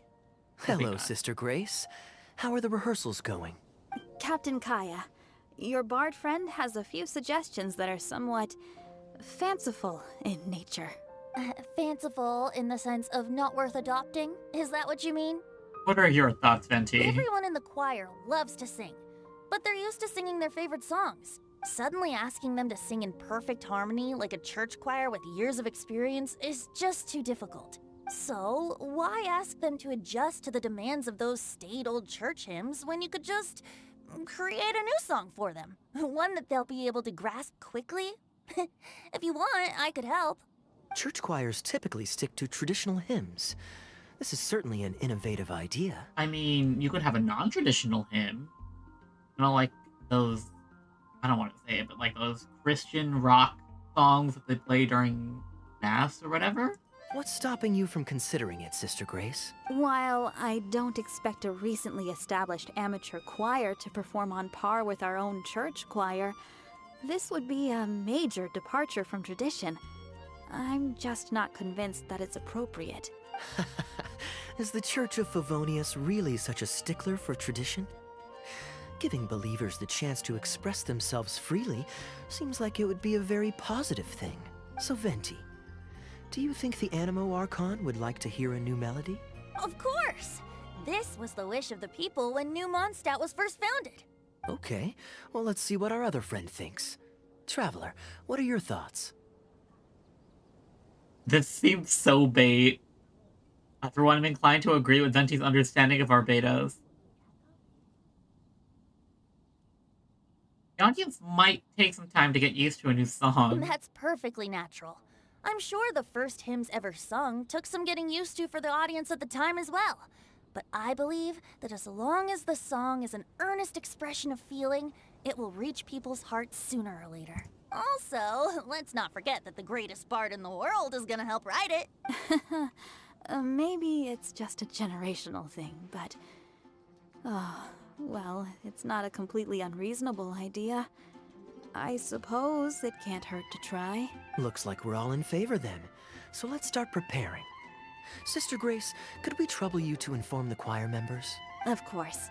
I'll tell them now, and then we'll give this a try. Alright. Should we find some people to help us compose the lyrics? If this is to be a new song of the people, then the more fresh ideas we have, the better. Good idea. Let's split up and find some contributors, Traveler. Who should I go look for? Let me think.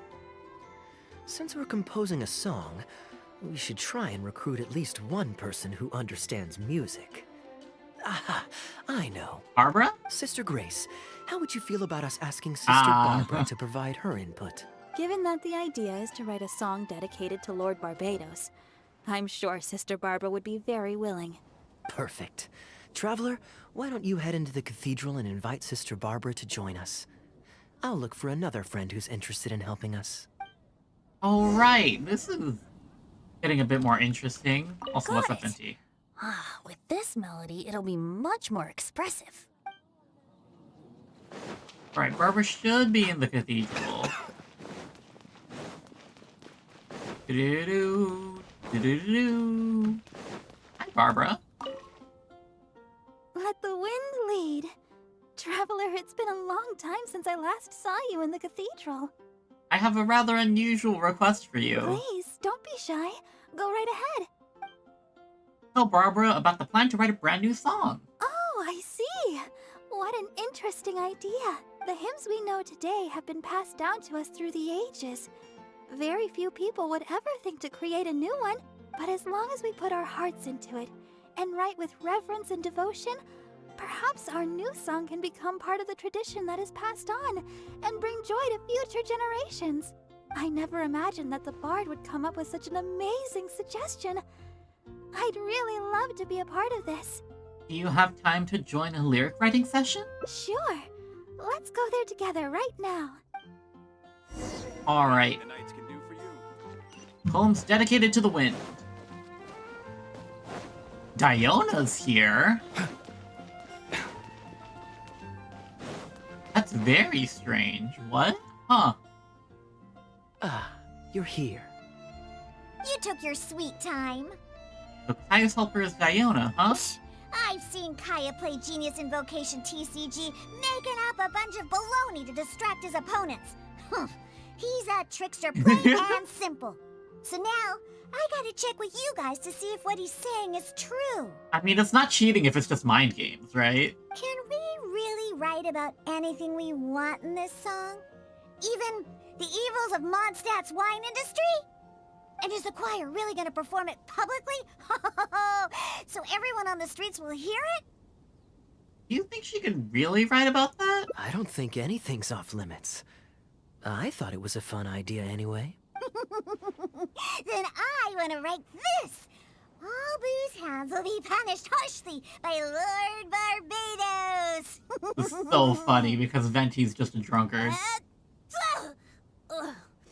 That's a very novel idea indeed. I'm used to just humming to myself while I work. So after Sister Grace criticized us for not singing in harmony, I was planning on quitting the choir. I never thought we'd be able to just sing what we wanted. Whew, what a relief. Plus, we get to write a song with Sister Barbara. I'm so honored. Thank you, everyone. Why don't we start by picking a theme for this song? I agree.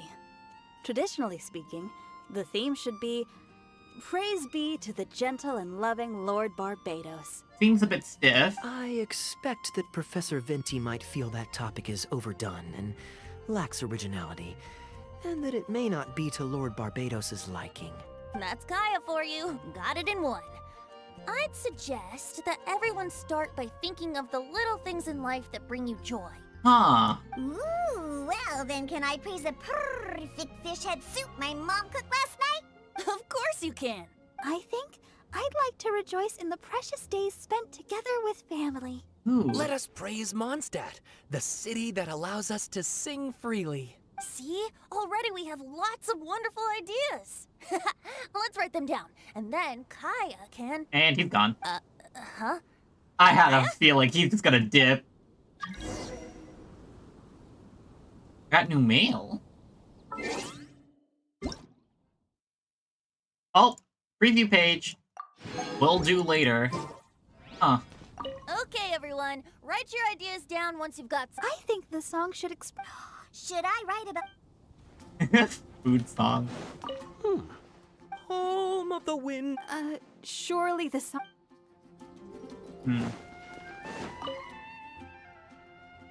Alright, Kaeya, what's up? What are you doing here? Didn't want to participate in the discussions? You're not participating either. I just wanted to take you to hear a performance.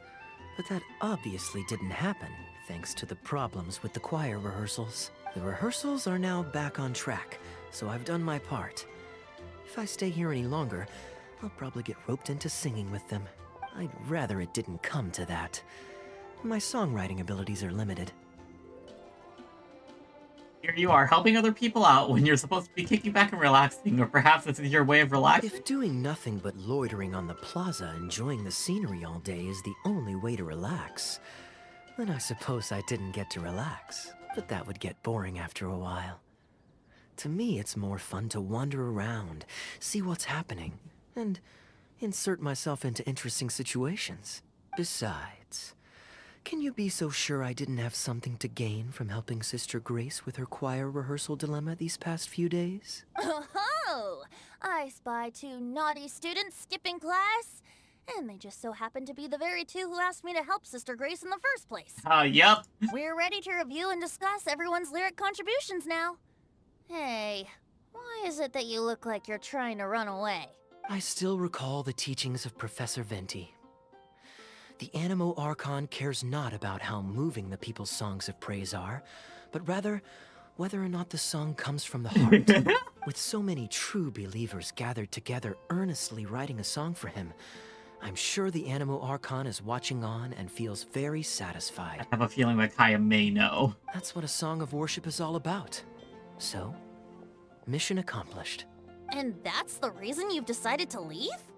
Slipping away before the final verse is sung, before the poet has uttered the last line, before everything has concluded. I don't know.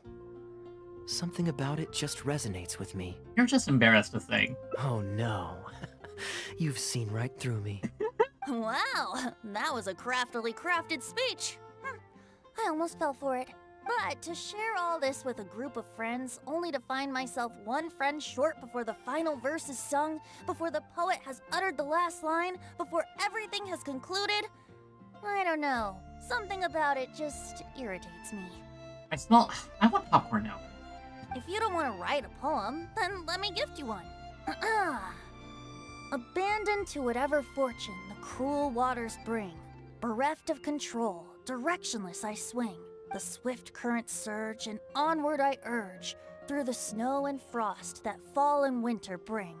Majestic waves cresting, surf roaring its tail. None but the ocean to hear as I sing. The stars in my eyes as I chart toward the horizon, that into one day from the endless dome of night I shall spring. If you are a chaser of freedom, the Animo Archon will bless you. So why not let those feelings out and sing with everyone? A boat that has come unmoored will not get lost in the night, but sail towards the dawn.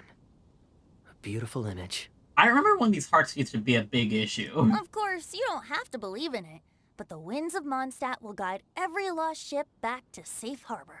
Well, after a fine poem like that, it would be plain rude of me not to rejoin you.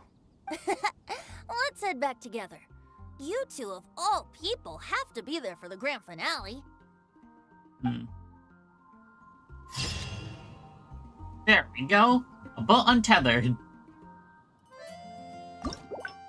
What do we got left? Alright, let's see. Play from here. Yes. Talk to Keaya. Oh goodness, we're gonna have a lot of stuff to do. Okay. Ooh, do we have to start all the way from when we first met him?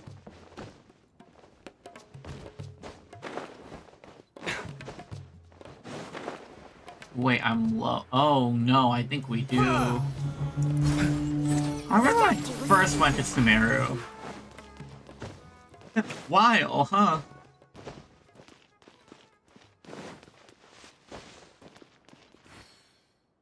You're always so busy. And anyway, life is short, so we should make the most of the time we have.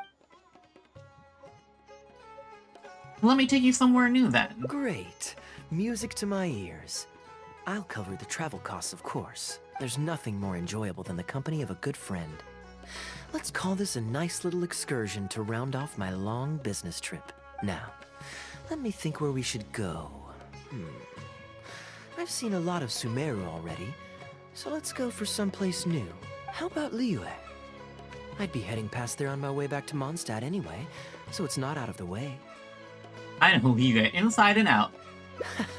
Well, lucky me.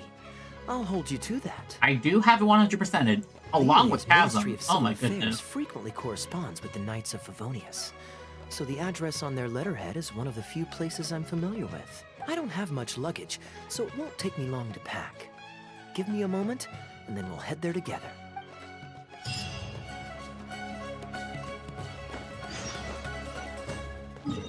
Ministry of Civil Affairs. Whoop. Oh my gosh. Yeah, I'm very far behind in this exploration of Sumeru. Aranyaka, the Aranara questline just made me so tired. I burnt out so much. I haven't been able to even touch Genshin besides like the main story content and the events.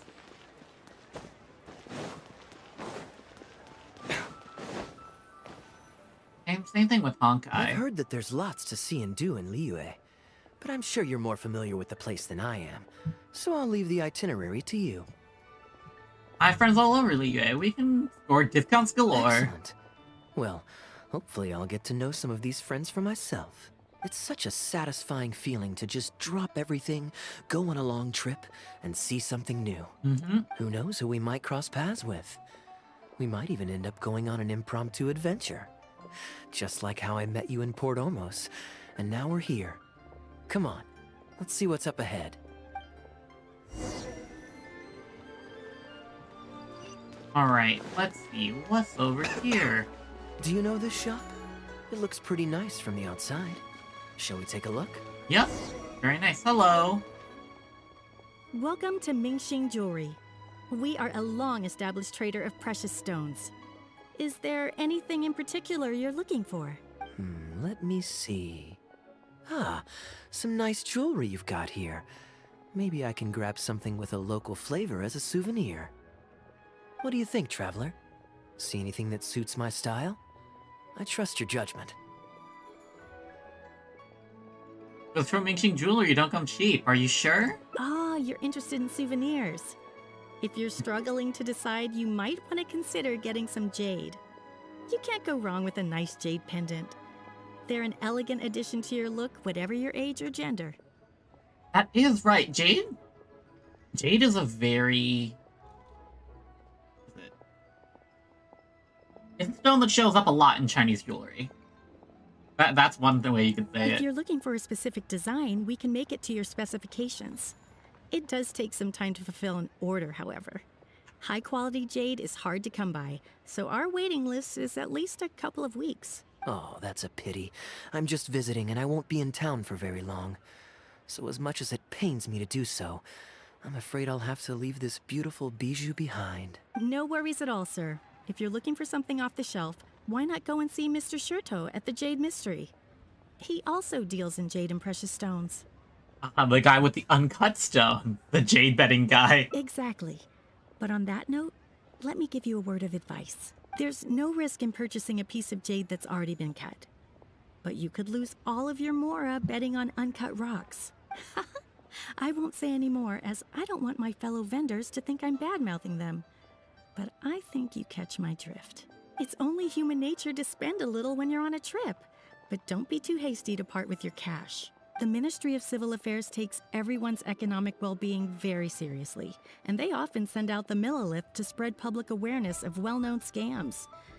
As guests here, I'd encourage you to watch out for anyone trying to rip you off. I think that's sound advice wherever you go into that. We appreciate it, boss. Ah, always smooth talker. Now, are we doing... Are we gonna have a mystery jade? We're gonna do some mystery jade.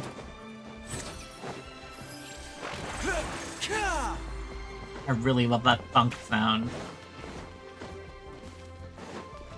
Mystery jade time. Hello. Welcome! Looking for uncut stones or pre-cut jade? We've got plenty of both for your viewing pleasure. Uncut stones. Ah, yes, we were just briefed on that. Let's take a look at the pre-cut jade. You mustn't rush into a purchase. I believe I detect a quiet but distinct tone of apprehension in your words. Please rest assured, there's nothing to be quite so wary about with my business. Feel free to peruse at your leisure. I think you'll find that everything I do here is entirely above board and legitimate, and I sell only pure and unadulterated goods. No scam guaranteed. Sure, you can bet on jade and lose if you're unlucky, but that doesn't make it a scam. My terms are clear and transparent, and I only do business with willing customers. What scammer can claim that? Sounds perfectly reasonable. At the end of the day, it doesn't matter how much the vendor is charging. If the customer decides to hand over their money, they're taking the bait of their own free will. I mean, I don't think it's a good lesson to have, but this is a game made by a gacha company. So I don't expect them to be like that. Yes, exactly. I'm glad you understand. Although your peculiar phrasing at the end there, you almost make it sound as if I really am scamming people. Anyway, betting on jade is what it is. Feel free to try your luck, but if you can't afford to lose, then it's not for you. We don't need to cause each other any trouble. I'll leave you to browse at your own pace now while I deal with other potential customers. Amber-colored jade would probably make for a good souvenir. You really thinking of buying it? Why not? This is a quirky little place. Somehow, I'm inclined to entertain him for a bit. Those core lapis pieces are more a dozen. Well, if you're not interested, then I guess we'll pass.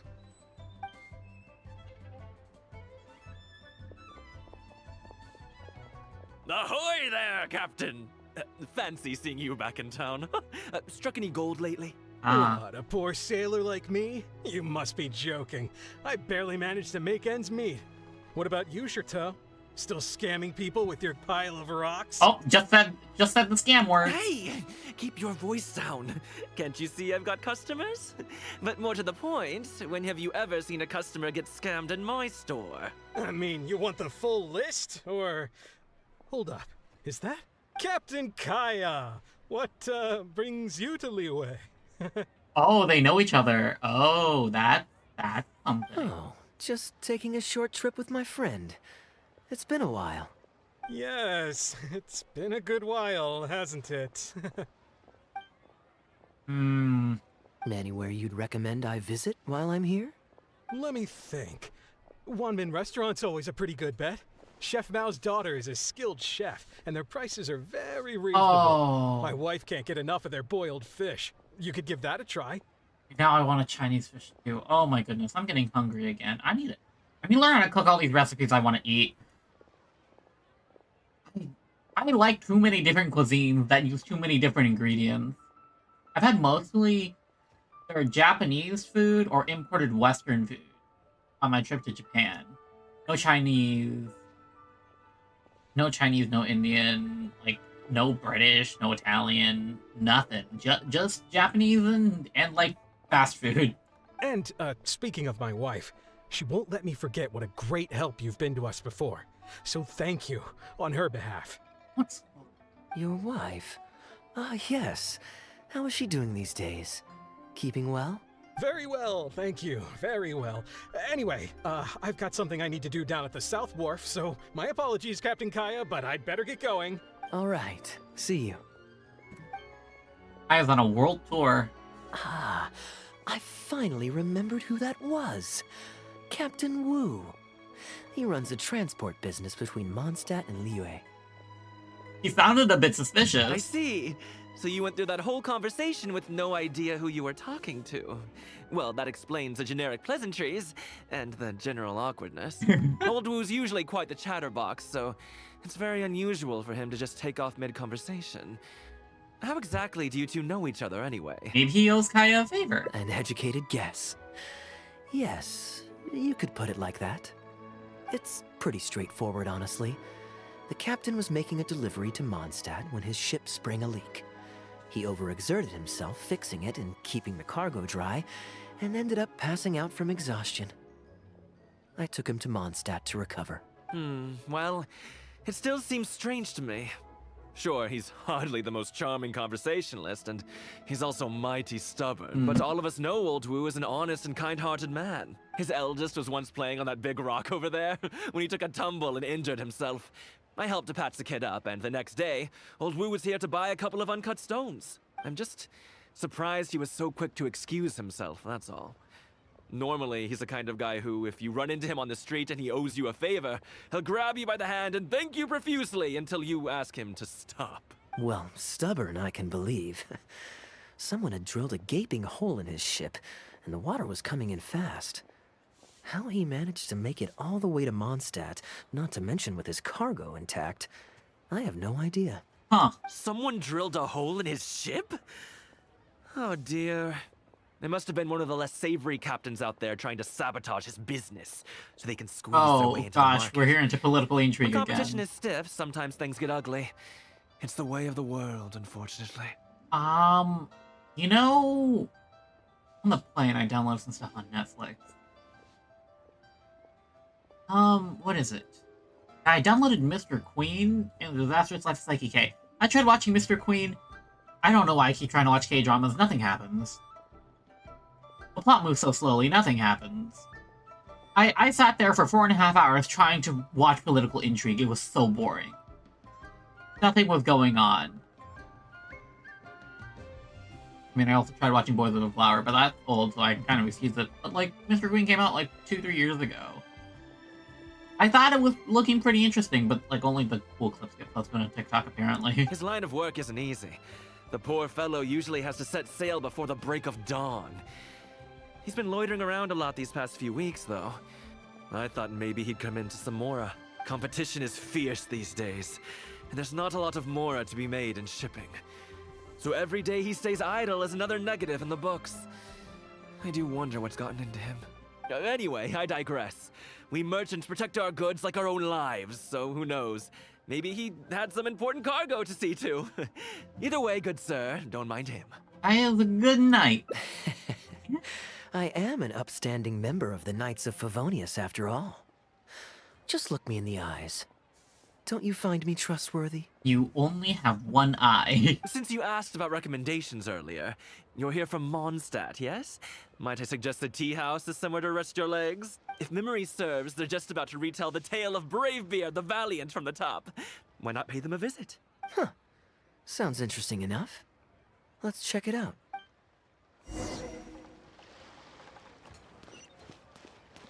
Alright, this tea house. AU tea house. I hate you. Oh, you, I think. Follow the line. Huh. So this is the Hiyo tea house. Let's find some seats.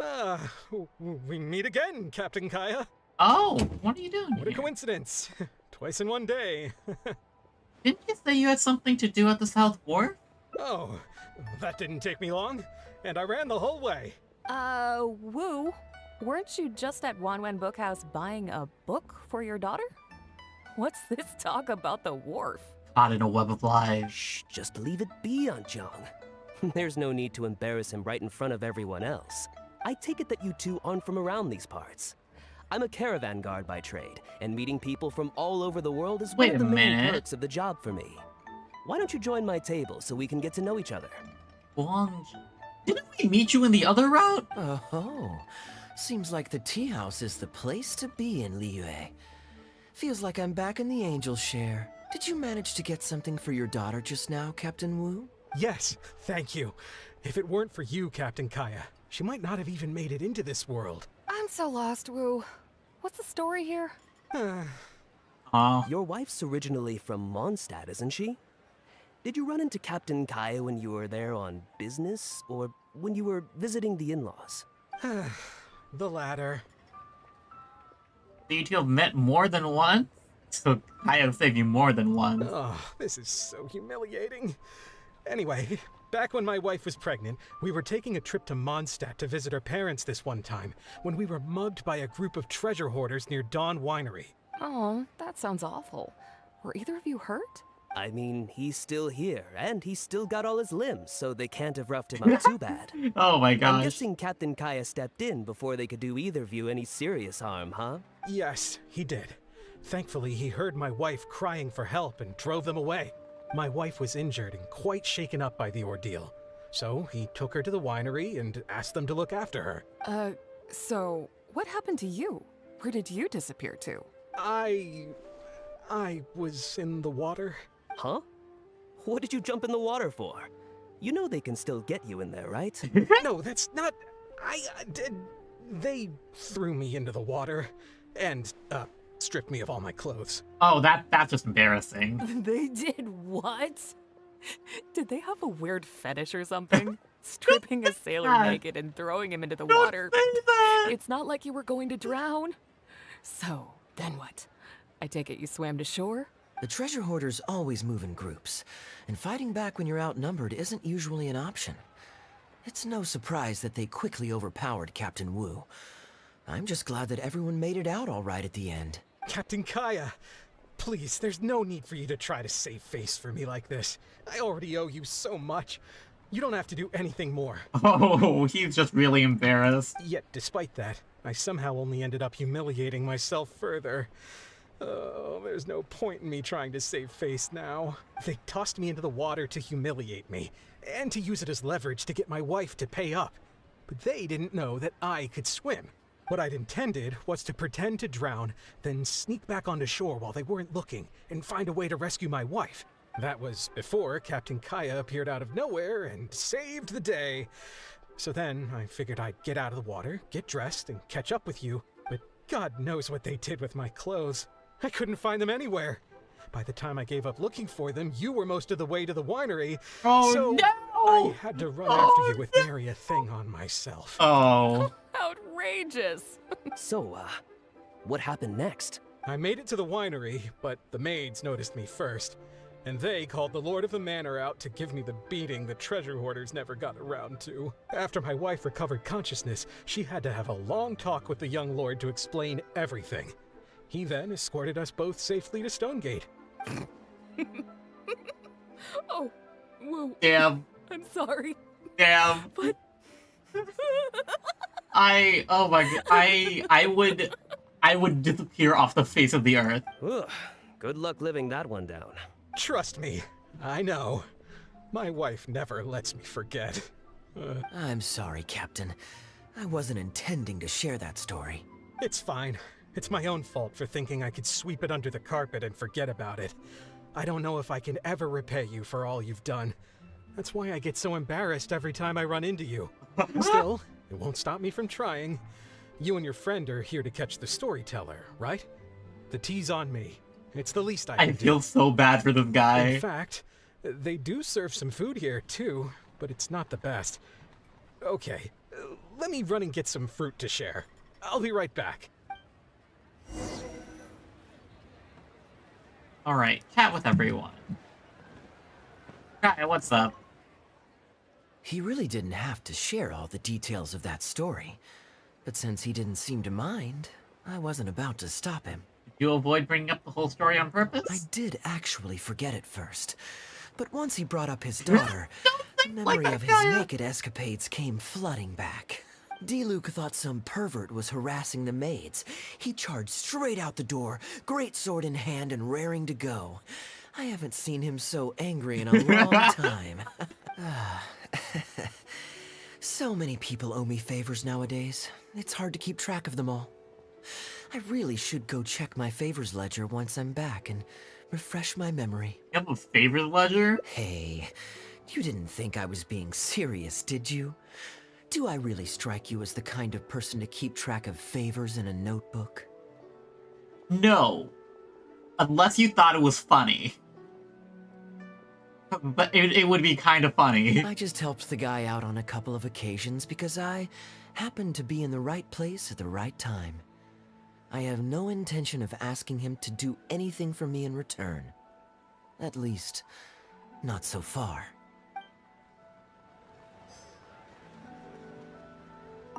Alright. Hey, you didn't think I... Hello, you two. I wonder how much Fanaria caught of that. Old Wu really has no filter, does he? That's one way to put it. Oh, poor Wu. That is such an embarrassing story. Gosh, I'm so sorry. It's just...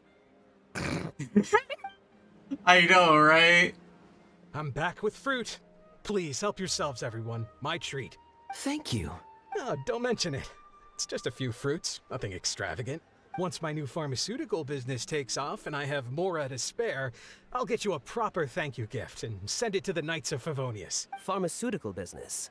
So you found a new career? No more shipping? Shipping's impossible work nowadays. There's too much competition, and the margins are too small. So I've decided to switch gears. Oh. I'm going to become a partner of Boo Boo Pharmacy and provide funding for a brand new medication they're producing. It's specially formulated to treat seasonal joint and limb pain. If you didn't know, it's a very common health complaint among sailors, but also extremely difficult to treat. I've suffered from it myself, which is why I know that a lot of people stand to benefit from this once it enters the market. At least he's making a pretty safe assumption. It's a good cause, and a stable source of income. Whichever way you look at it, it's a step up from the back-breaking work I did before. I've already had some talks and invested 1 million Mora for the first round of funding. That's a lot of Mora. That's impressive, Wu. I wouldn't have thought you had the connections for something like that. So is it Dr. Baiju that you're in talks with? Oh no, not Dr. Baiju. Actually, it was his master, Dr. Baifudze. His medical expertise and clinical experience are second to none, and he really cares about his patients. He gave me a few of his traditionally formulated bone-strengthening pills when he saw me suffering from my leg pains one day. It was like a miracle cure. The pain immediately went away. Dr. Baiju's master. Oh no, he just got scammed. Yeah, I told him I'd be enthusiastically recommending his medicine to the other guys at the docks. And after some hesitation, he just went right ahead and wrote up a prescription for me, completely for free. He said that he shouldn't really be handing out free prescriptions since, and I quote, "It goes against generations of tradition handed down by our forebears." But he just felt like it was the right thing to do.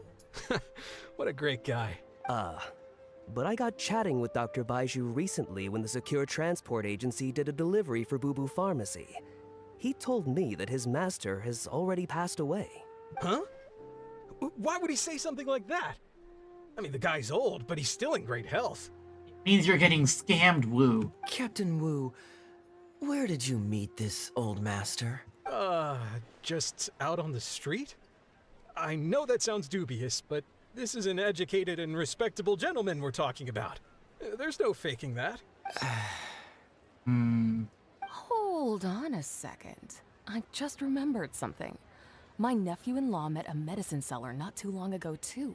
He also described it as a miracle cure. He spent a lot of mora on it, but when he brought it to Boo Boo Pharmacy, Herbalist Gui took one look and told him he'd bought nothing but regular painkillers.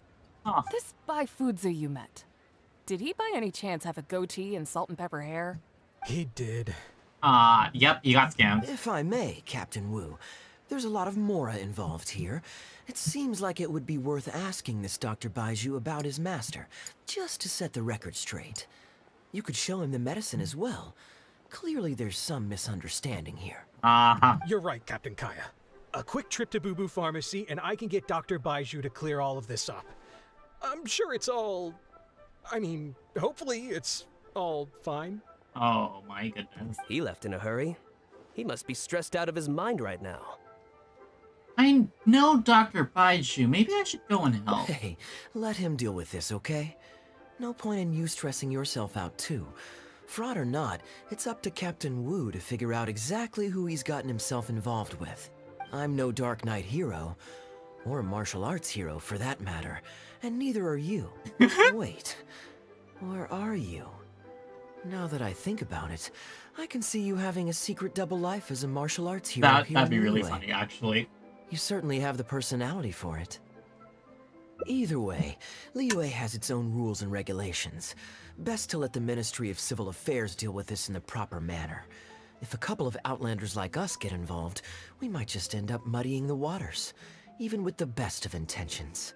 We came here to enjoy ourselves, remember? We don't want to get our priorities mixed up. Oh, and look at that. The storyteller's taking the stage. It is said that the sky's the limit for the aspirational soul. Here But we alas, are. Jeez. For the woes of the world are equally limitless. No such stranger to woes was Huang Guang, a man who, having suffered countless injustices at the hands of his fellow men, forsook them to dwell among the mountains and rivers. Yet fate fortuitous found him when he entered the tutelage of an adeptus and learned many mystical arts from them.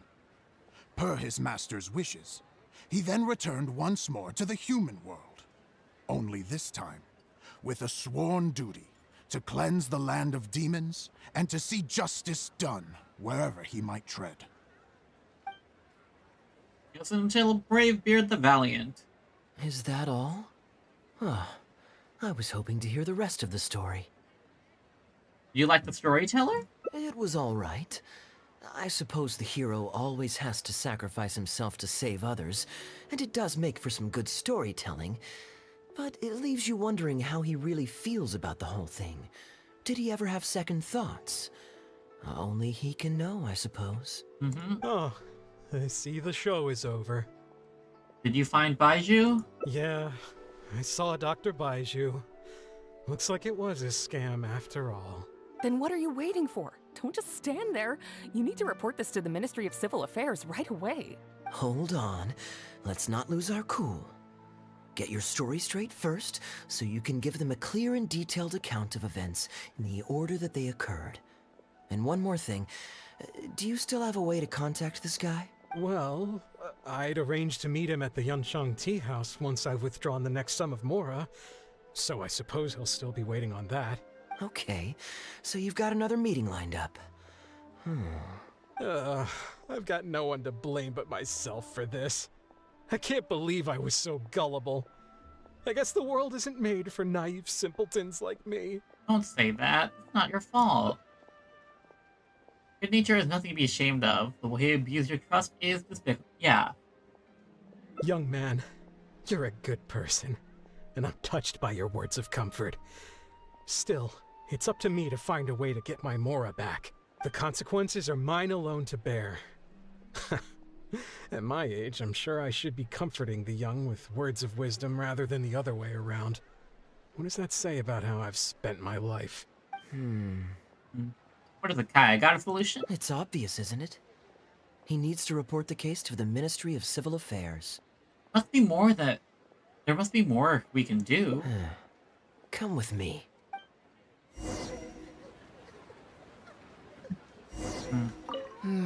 Don't worry, Wu. We'll come. Surely I'll be able to get by.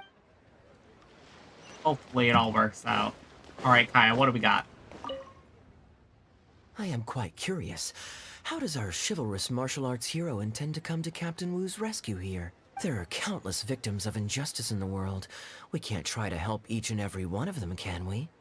Right now, we can at least help one person. Oh, I'm surprised. I didn't know you thought of me as someone who helps other people unconditionally. I mean, kind of.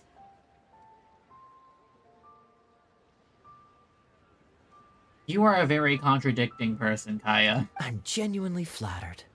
But we both know that I'm not that kind of person, really. You know what others have a Captain Wu's was? Have Captain Wu just because you were there, and you didn't even remember it. That's why I believe you'd be willing to help. Your logic is very straightforward, and quite endearing in its simplicity. But I like how you think. So I'll indulge your martial arts hero aspirations for now. Alright, let's go help Wu. Captain Wu, how would you feel about owing me one more favor? I'm sorry, Captain Kaeya? Let's say, hypothetically speaking, I found a way to recover your Mora that would leave the man who defrauded you feeling angry and frustrated, but give him no way to get back at you. If it could be done, and the only cost was owing me yet another favor, what would you say? Ah, using his tricksy conman powers. What exactly are you getting at? The traveler here is adamant that you should ask me for another favor. Personally, I blame the storyteller. After hearing the inspiring tale of Bravebeard, he's all gung-ho about playing hero and righting this injustice once and for all. Captain Kaeya, young man, thank you. I will humbly accept your kindness. All right. Now here's what I'm thinking. Develop a plan with Kaeya, okay. Let's see how this works out. Then it's settled. Per our brave hero's plan, let's rendezvous at Yanshang Tea House tomorrow. Oh my goodness, there's so many parts to this this is dragging a bit. Use. Kaeya, buddy, I love you, but your hangout event's boring. Kaeya's just too laid back.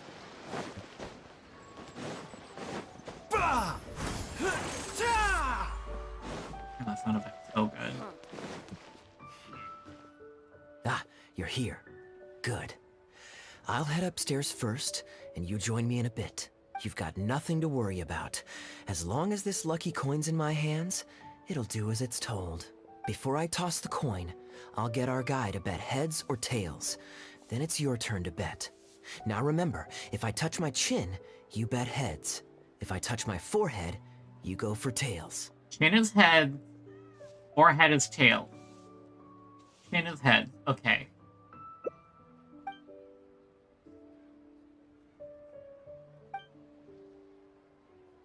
Kind of risky, but if anyone can pull it off, it's Kaeya. Hello. Are you waiting for someone? I'll head up now, don't worry. As long as you follow the rules of the tea house, you're welcome here. Please be our guest. Chin is head. This table's taken. I see.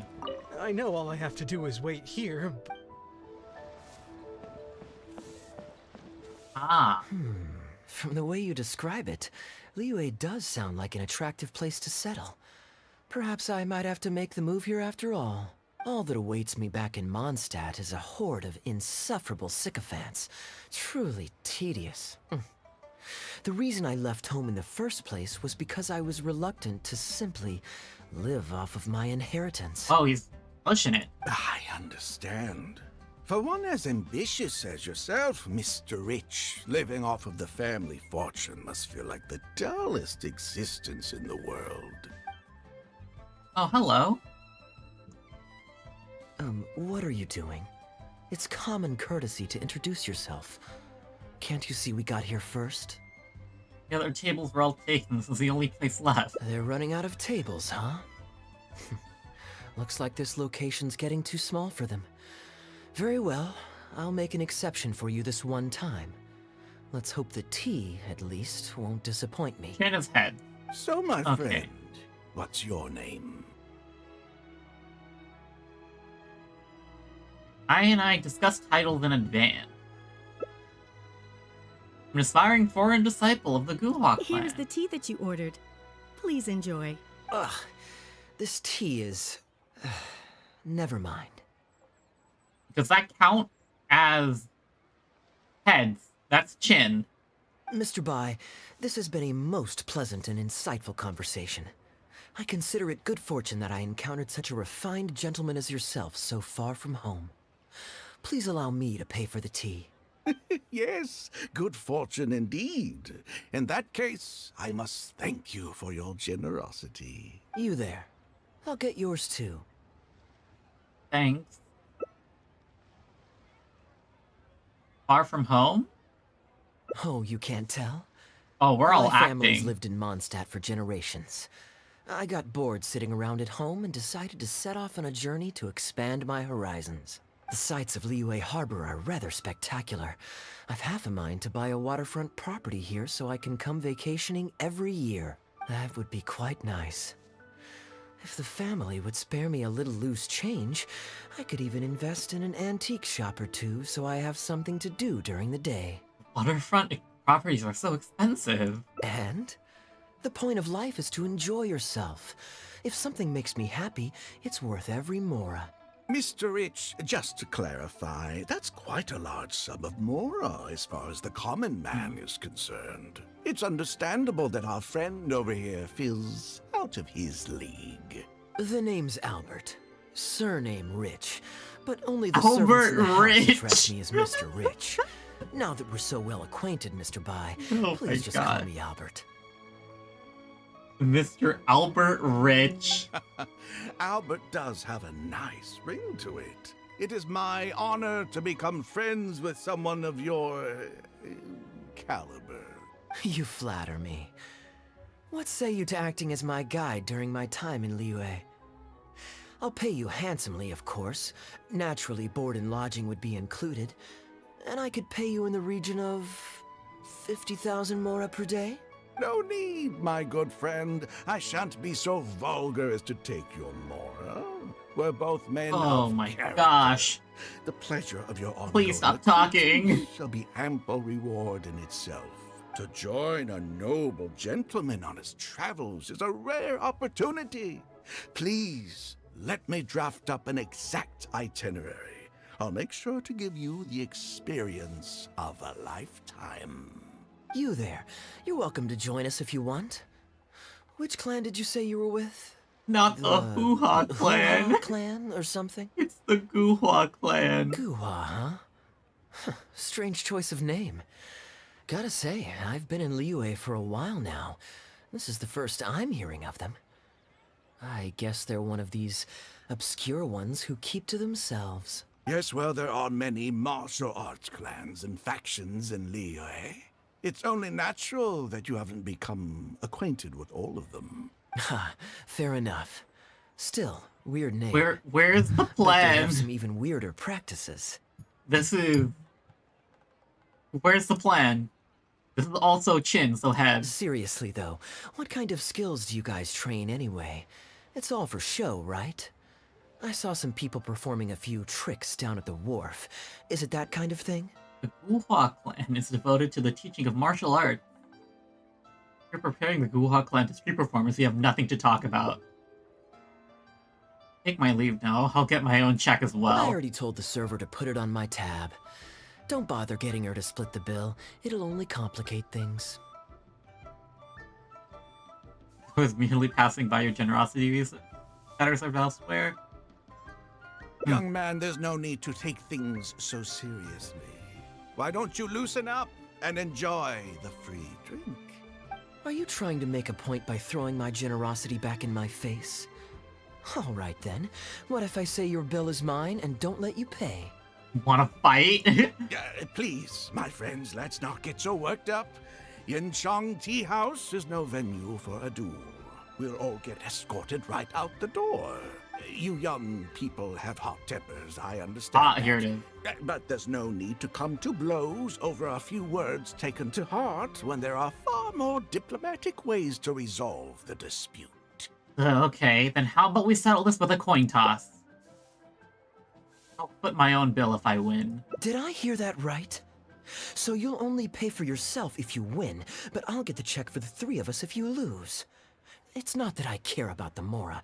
After all, I offered to pay for everyone's drinks in the first place. No, what I find truly absurd is your refusal to play fair. I demand that you also pay for 3 if you win. Oh my goodness, he's a good actor. You insulted me first, and now you also want to dictate terms? If you win the bet, you have to make a formal apology to the Guha clan. Fine. You can have your apology if you win, but on one condition. We'll do the best of 3, and the winner pays for the table. Well, as long as you're no longer raring to fight. Peace begets wealth, as the elders used to say. Why don't you join us, Mr. Bai? Let's entertain this guy for a sec. We don't want him to think you're stingy. But I wasn't even a part of your argument. What are you trying to say, Mr. Bai? Whose side are you on here? Oh, ouch. Of course, I'm on, And anyway, it's no big deal if you win. It's just a few cups of tea after all, so you can just take it from your fees as my guide. All right then. I suppose it's not all that different from the dice gambling games I used to play in my youth.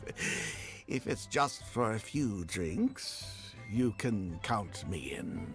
All right, now we're talking. Okay, now that we've agreed on the rules, how should we do this coin toss?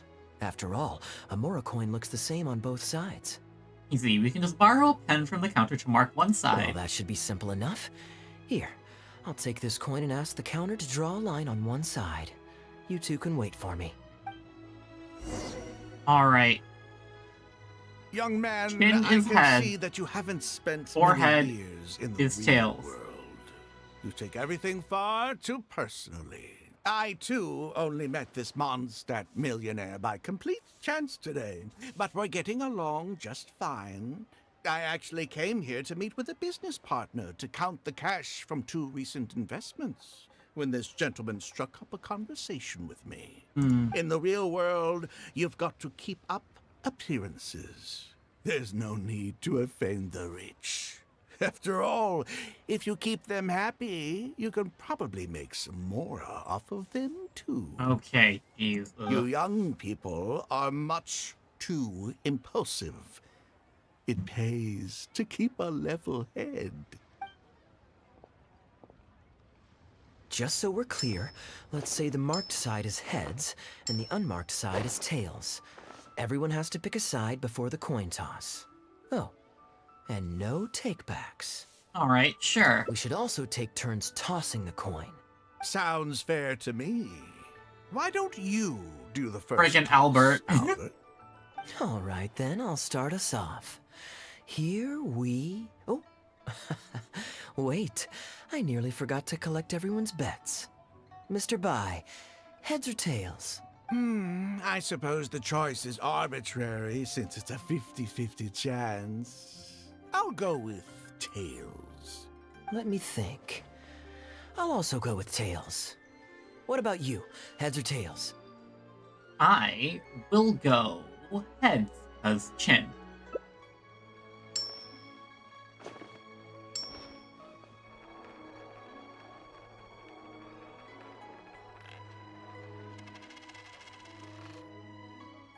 Ah, there it is. Oops. Oh, darn, I won. Lucky me, I guess. I won as well. Guess there might be a formal apology in the cards after all. Hey, this is just the first toss. I have a suggestion. If one of us loses twice in a row, they should get knocked out while the other 2 carry on playing to decide the winner.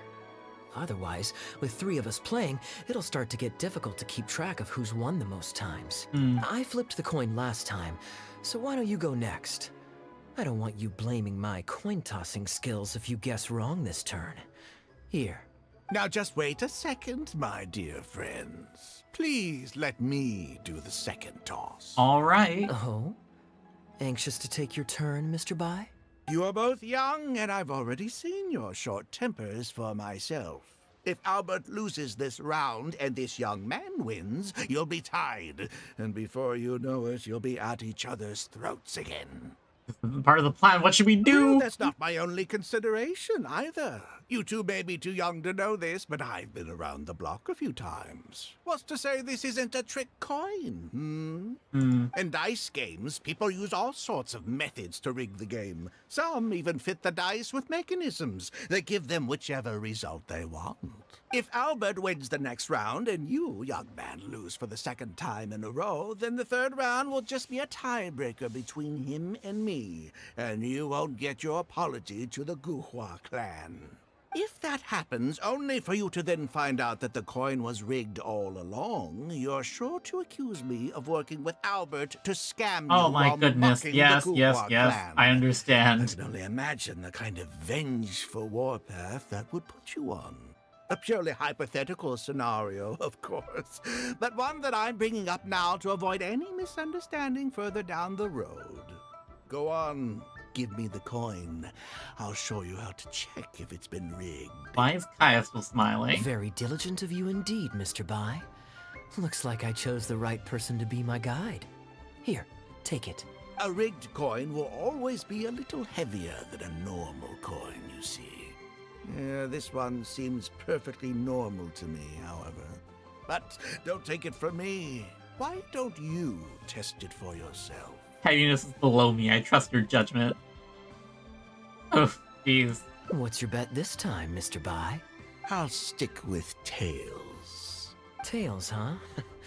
Well, you seem to have a feel for this, so I guess I'll match your bet again this round. Tails it is. And you? Can't be tails twice.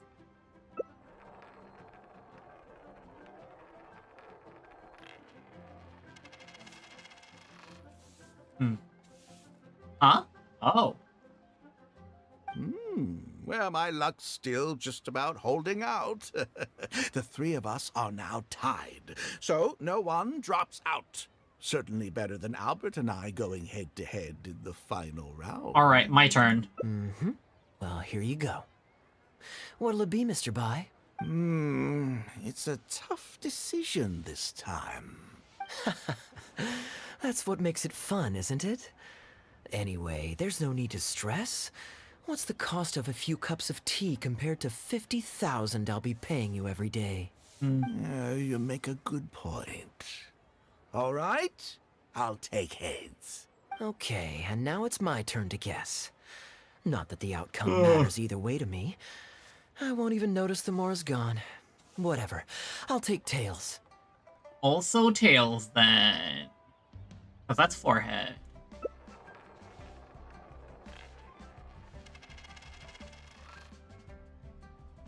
Alright, now it's Kaeya's turn. Why did it have to be heads?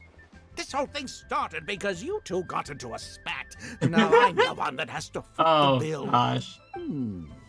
What say you to another round? Sure, why not? I'm having fun. I can go for as many rounds as you want.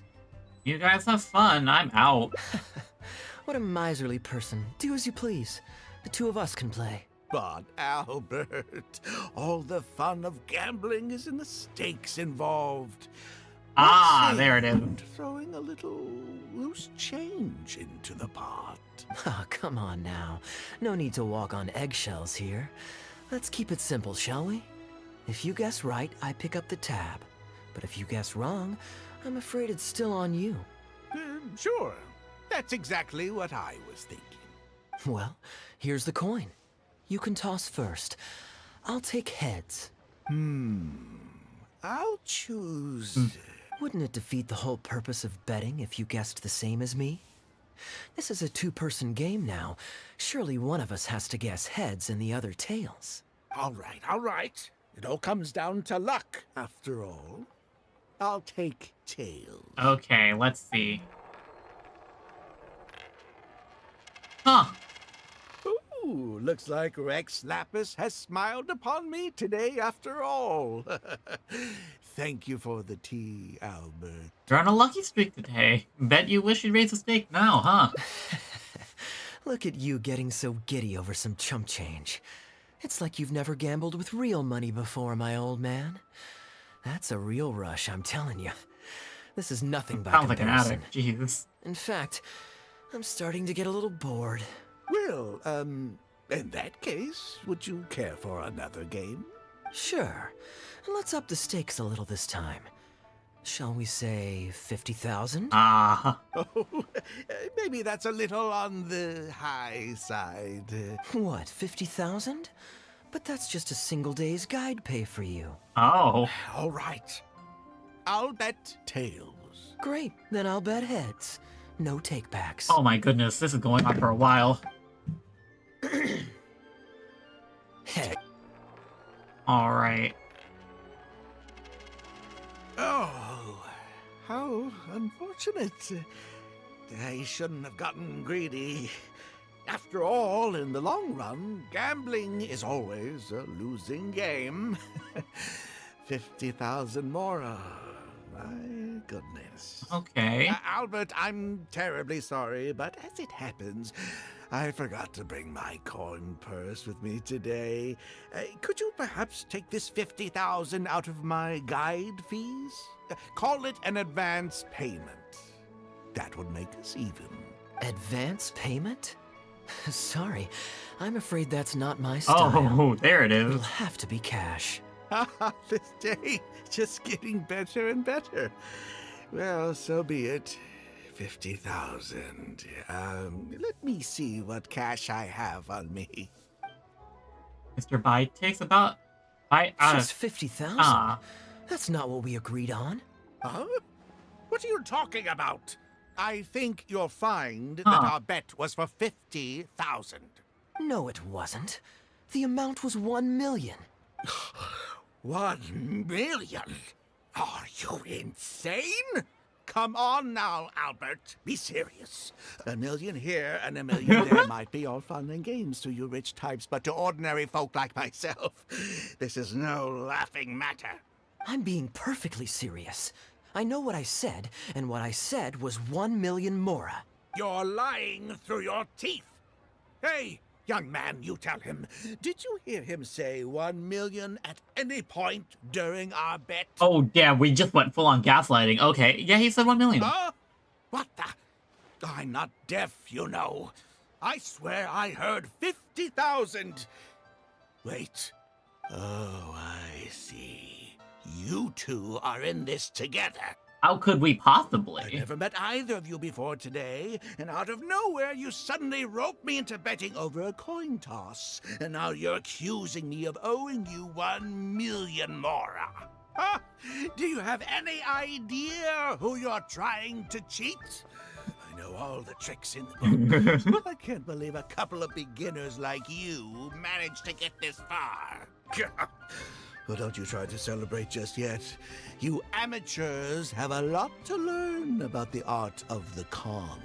Do you really think that nobody else will have heard all the commotion we just made? We stacked the house! One witness, I see. and this little scheme of yours falls apart. Frauds! Frauds, I say! These two kids are trying to scam me out of my hard-earned mora! Hostess! Oh, hostess, come quickly! How pathetic. What is going on here? If you can't abide by our rules, you're not welcome at Yenshang Tea House. I don't care what the issue is. You don't get to make a racket like that in here. Halberd! Fang! Wait, don't throw me out! These two con artists are trying to steal my mora. You can't let them get away with it. Well, let's take this somewhere else. I don't want any of you disturbing the other guests. Oh my goodness. Alright. This table's taken. They haven't changed their voice line. Okay. Okay, you two. Care to explain yourselves? Gladly. He's making up completely spurious claims. We were betting mora over a few coin tosses, and now he wants to back out. In the land of contracts, of all places. He won 250,000 from me, then another 800,000 from the both of us. Now he's refusing to pay up the measly 50,000 that he lost in the final round. Okay, so after settling up, a total of 1 million mora should have changed hands. Sounds plausible enough. Oh, it's a complete pack of lies. Hostess, if you don't believe me, ask anyone else in the tea house. Oh, These this kids is... were so loud. There's so many points of failure in this plan. Oh my goodness. Sorry to interrupt you all, but you're witnesses to the situation here. Is what Mr. Bai says true? Oh, thank goodness you're finally here. What took you so long? That old guy's been bragging about the mora he's won so loudly, I'm surprised the whole street didn't hear him. I was about to report him to the Ministry of Civil Affairs. Leave me out of this. I want nothing to do with gamblers and scammers. Please, just bring me my check. Our new owner laid down the law not too long ago. We turn a blind eye towards casual games of dice, but there is zero tolerance for any explicit gambling with real mora. Return any winnings to the party you took them from, and we'll say that none of this ever happened. Otherwise, I'll have to bring in the Millilith. And I can assure you that they take a more hard line on this kind of thing than we do. Ooh. Why should I have to give them any mora? I don't have any mora on me. Oh, but I think you do. 2 investments, was it? One of them to the tune of exactly 1 million as it happens. Oh, and don't forget you still need to pay the tab. You... Wait. How did you... Halberd! Fang! There's a gentleman here that I'd really like you to meet. Please, please don't. I'll pay, all right? This was never your mora to begin with. We'll be returning it to its rightful owner now. We can't have this discussion in front of the other customers. Please, step outside. That's funny. Okay. Now, where is it? Where's Wu? Hello, Wu. What did you think, Captain Wu? Could you hear clearly from your corner on the 2nd floor? Yes, everything. I can't thank you two enough. Woo. This was your doing, wasn't it? You and this Mondstatter planned the whole thing, along with that blonde one. And all the customers on that floor were in on it too, weren't they? I know where you live, and I know what your wife looks like, and your pretty little daughter too. You crossed the wrong man today. Uh-oh. Who'd be scared of a crook like you? I'll take you on any day of the week. Well, let's see how long that false bravado of yours will last. Oh, look at that. He figured it out. Guess he's not as dumb as we thought. Don't you two get cocky either. Just you wait. I will hunt you down. Are you insane? One of us is a vision holder. My apologies for having to leave this question until you'd vacated the premises. But I couldn't have things escalate inside the tea house. I hope you can understand our position. I noticed that all the guests on the 2nd floor were present before you took your seats, then left almost immediately after you did. Would I be correct in saying you were looking to set this man up? Wait, so you saw through it right away? Under normal circumstances, we would never tolerate a scheme like this taking place on our grounds, as it risks damaging our owner's reputation. However, I understand that our owner holds the traveler in high regard, and must have good reasons for their actions. Still, I would appreciate Oh wait, doesn't Yelan own this place? If only so that I can answer to the owner. Ah, as I thought. When you're operating on someone else's turf, you run the risk of clashing with the master of the house. Thankfully, we considered that possibility before going ahead with our plan. Over to you, brave hero. You're the one with the connections in Liyue. It's your time to shine. Recount what happened to Captain Wu. Okay, I understand the situation now. It goes without saying that I have no wish to stand in the way of your chivalrous deeds. I'll report everything you told me to our owner. Feel free to find me again if you need any further explanation. Well, Captain Wu, remember what I promised you? What do you think? Angry and frustrated enough for you? Shame you didn't cry like a big baby, though. Excuse me, coming through. Is this the Mr. Bai you reported to us? Yes, that's him all right. The one who scammed Captain Wu. Wait! Where's your evidence? And Wu, you've already recovered your Mora. I don't deserve to be punished twice for the same crime. You can't talk your way out of this one. You're already suspected of defrauding multiple victims out of smaller amounts, and the combined total meets the threshold for a conviction. If it turns out you're guilty in this case too, it'll only add to your sentence. Ah. Does the plaintiff have any witnesses? If so, we'd really appreciate if they could come with us and provide a testimony. Yes, sir, I'm happy to give a testimony. You got tangled up in this too, huh? Yep, sorry about that. In that case, please come with me. Your witness statements will play a crucial role in helping to move this case forward. Don't worry, we won't take up too much of your time. And you, sir, can stop twiddling your thumbs. You're coming with us too. Hey, keep your hands off me. I'll cooperate. Stop manhandling me. Well, take some time anyway. You get your testimony. Return to the tea house. Thank you so much, the both of you. I really don't know how I could ever begin to repay you. Well, I have an idea. We originally came here to do some sightseeing. Anywhere you'd recommend we go before the end of our trip? Let me think. Now, where would I want to go? Hey, are either of you interested in a fishing trip? Sounds fun to me. Let's go. I love fishing. Maybe not Genshin fishing, but fishing's fun.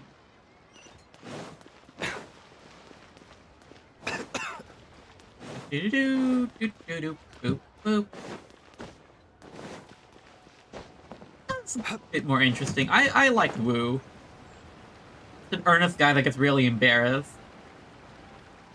He's a fun NPC. Also, he got absolutely bodied by treasure hoarders. It was kind of funny.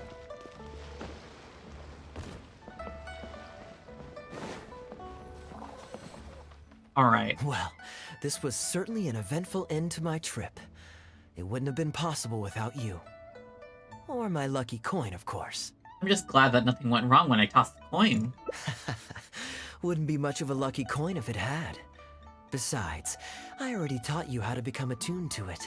You still need some practice to master the technique, but luckily it decided to play nice and spare us any more complications. How do you control it anyway? A better question to ask might be, what do I do to make this coin happy to work with me and show me whichever side I wish? Semi-sentient coin? My answer would be that I tell the coin a joke every time I toss it into the air. If it finds my joke funny, then it cooperates with me. Of course, this whole arrangement hinges on a pre-existing amount of trust between the two of us. I can't just get any strange coins to listen to me. He caught us off guard when he insisted on taking the second coin toss. Yeah, I was a little surprised when he unwittingly called out our trick coin, but it didn't matter. A good gambler always keeps their options open. You have to have a contingency plan for when the odds are against you. So when I went to the counter, I marked a regular coin as well as my trick one. Oh! That safely avoided any risk of him finding out about the trick coin. But it also meant that we wouldn't be able to control the result of that round. But hey, what does it matter? The fact that he made things a little more challenging only made it all the more exciting to watch him slowly but surely fall into our trap. Especially listening to him warn us about the possibility of a rigged coin right as we were scamming him. That was my favorite part. Yep. As long as I chose the same bet as him, and you bet the opposite to me, it was always going to end up with him paying. Unless, of course, he'd had some other tricks up his sleeve that we hadn't thought of. Then things would have gotten really interesting. You two are genuinely the smartest people I've ever met. I'm no intellectual, so I would never have been able to come up with a plan like this. Even when you described it to me, I only understood parts of it. Never change your good nature. It's hard to find good people, right? Well, I may not be the smartest guy around, but one thing I do know is this. One should always return tenfold the help that they've received from others. We were just ordinary acquaintances. You had no reason to help me as much as you did. If there's anything I can ever do for you in the future, anything at all, please let me know. You can always count on me. I guarantee it. No? You seem agitated. Are you worried about owing me yet another favor? There are two kinds of people who owe me favors. One is my friends, and the other my informants. My informants have to fulfill whatever requests I make of them, no questions asked. The question is, which kind of person do you want to be? Ah, and you're torn again. Too afraid to ask to be my friend, but also daunted by the dangers inherent in becoming my informant. Oh. Well, it's okay, because I just thought of a fun and easy way to get us out of this impasse. Let's do a coin toss. Oh my gosh. This is the regular coin I prepared for the contingency plan when I was borrowing a pen from the bar. Not the lucky one that does what I tell it to. If it's heads, we're friends. But if it's tails, you're at my beck and call. May the Lord of Geo decide. So, was it heads or tails? What do you think? What does your heart tell you? I just put the coin back in his pocket. I understand now. You have my most sincere gratitude. No, that's a little too formal. What I'm trying to say is, here, your fishing rods, my friends. Lucky coin. I like this one. It took a while, but geez. Alright, I need to go check on something. I will be right back.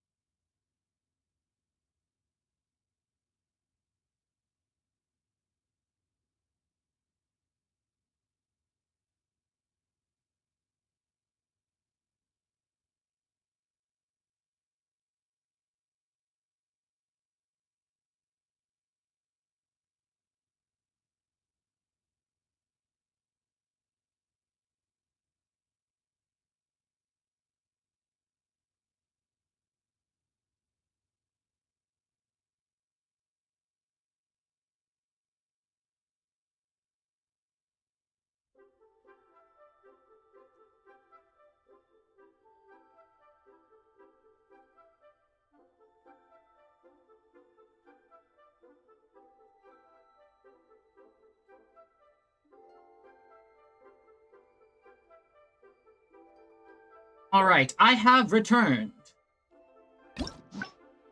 Completely unrelated to...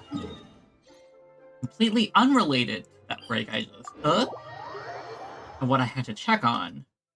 I did not have a lot of water to drink when I was in Japan. Usually I have this huge water bottle sitting next to me when I stream and when I work and stuff, right? But in Japan, I was walking around, no water bottle to carry. I was super dehydrated the entire trip. Yeah, I have grown emotionally attached to Bacardi Sweat, though. Like, I am kind of obsessed. Gundafar, we're in the middle of a war. A matter of utmost import. Huh.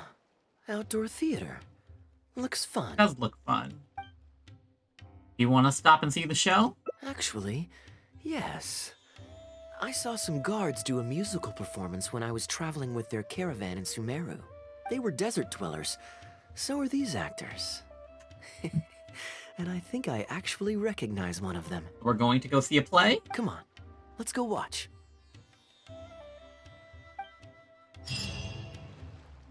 Alright, this should be the final split. Alright, final stage performance. I mean, watch the stage performance with Keaya. Your Majesty, not only has God bestowed the throne upon you, but your beloved son, Prince Kubad, has led our brave warriors to victory against Frasyav's army. His men have laid down their arms and fled. Frasyav's brazen ambition is no more. He has bowed his head and now presents to your majesty an offering of treasures and hostages, as well as a plea for peace. My king, this battle has finally restored the dignity of our people. Moreover, with Frasiav's offer of land comes the opportunity to expand our borders, as your majesty so greatly wishes. Is it like a historical retelling or like a historical fiction thing? His Highness the Prince and I believe this peace settlement will be a great boon to our nation. It is for this reason alone that I have removed my armor and made haste back to our halls from the front lines. My king, what say you to this proposal? Ah, it's the tale of Prince Kubad. Ever heard this one? I feel like we've missed a lot of the backstory. Don't worry, I still remember the general plot. Let me fill you in on the background while the king deliberates.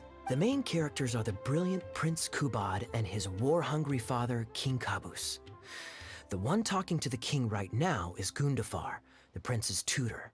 When the prince was young, the king was deceived by a malicious rumor that the prince had mistreated his stepmother. He demanded that the prince walk through a blazing fire to prove his innocence. Miraculously, the prince emerged unscathed, thus proving his innocence. But the seeds of doubt had already been sown in the king's mind. Now uneasy in the presence of his mistrustful father, the prince requested to be sent away to the battlefield where he would fight against Frasiav's army. That's the enemy general we heard them mention just now. This is the part where the prince has won the war and decided to forge a peace with the rival nation. He wrote a letter recommending peace to his father. Oh, it looks like the king's made up his mind. Let's keep watching. Frasiav lost because he did not have the blessing of God. Our God will always watch over us and punish our enemies. Once the bells of war have begun to toll, they shall not cease until the blood of our enemies fills the land. There can be no victory until the last enemy soldier has fallen. If Kubad still wishes to be my son and hold the intaglio I bestowed upon him as proof of his royal blood, then he must obey my command. Your Majesty, I must caution that a nation destroyed is not a fallen city writ large. Now, the loss of one city strikes fear into the hearts of our enemies, compelling them to accept defeat and cede land in exchange for peace. Is this a metaphor? If, however, we insist on bringing a whole nation to its knees, then so long as a single person is left standing, they will see us as their sworn enemy, and one day return to us tenfold the pain that we have inflicted on their nation and family.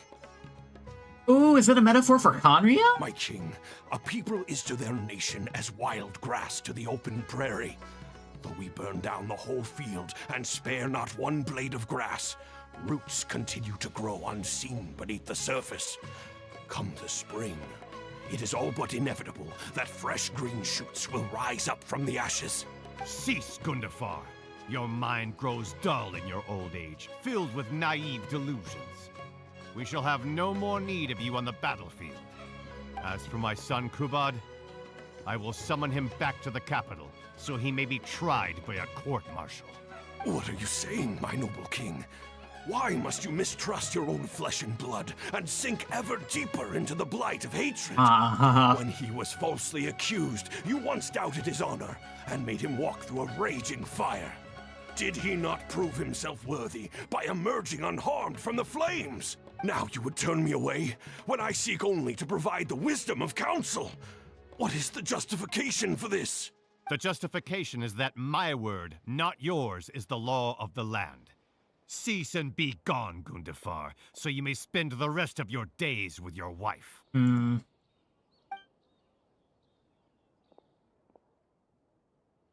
What has become of the king that I served with my life? Fanaticism has robbed him of all reason and wisdom.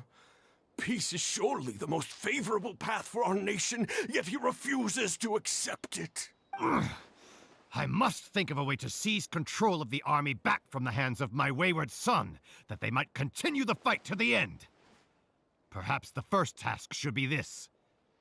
I shall send a loyal contingent of warriors to eliminate Frasiav and the hostages he has sent to our palace.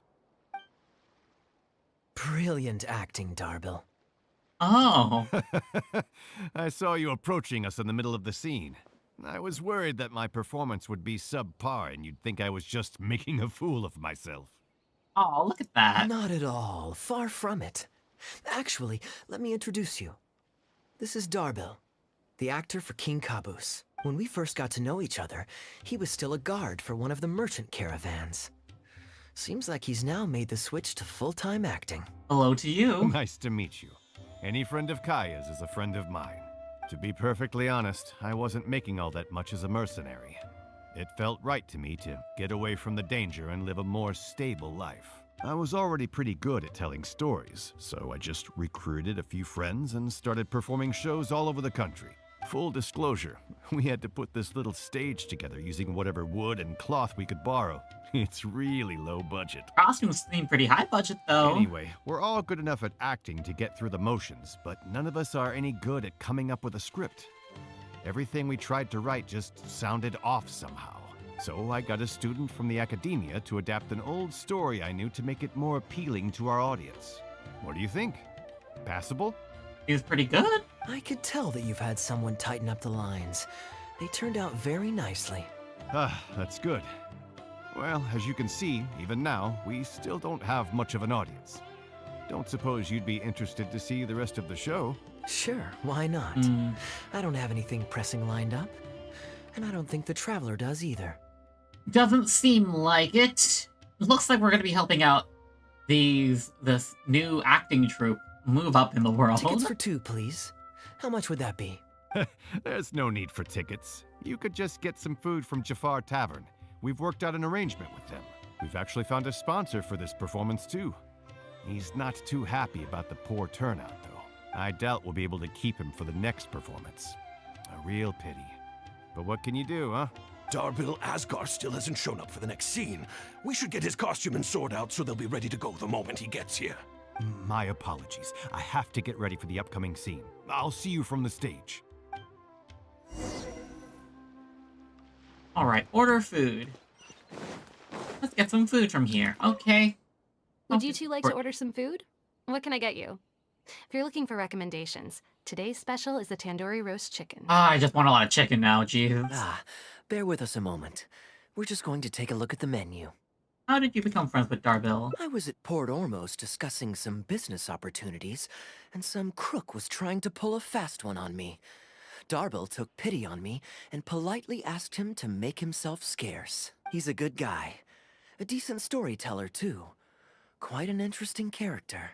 There's a lot of fun to be had if you hang around interesting people doing interesting things.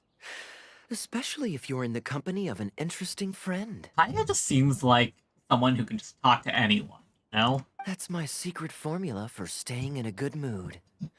Try it out sometime. You'll see what I mean. Thanks for waiting. We're ready to order now. We'll take you up on that tandoori roast chicken. And let's throw in some desserts, too. 1 each of the rose custard, that tulumba, and the patisara pudding, please. That should see us through the show. Oh my goodness! Stop talking about food, I want it. I want the food so much. Your food's on the way. It'll just be a few more minutes. Alright. We've got good seats. Close to the stage, but also not too crowded. We can watch the show as we eat. If I remember correctly, the next scene should focus on the prince. But I won't spoil it for you. You have to experience it for yourself. Sounds like the story has made quite an impression on you. You could say that. It's always stayed with me because it's hammered home a cruel but realistic truth. People do not choose where and when to be born.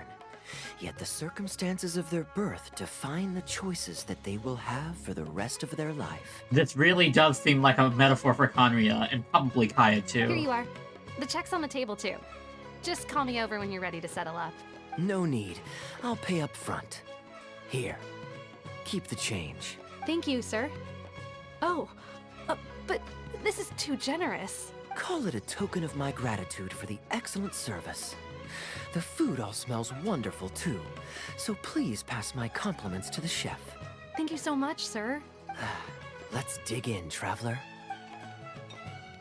Enjoy the feast with Kaeya. Hey, Kaeya. I'm so sorry.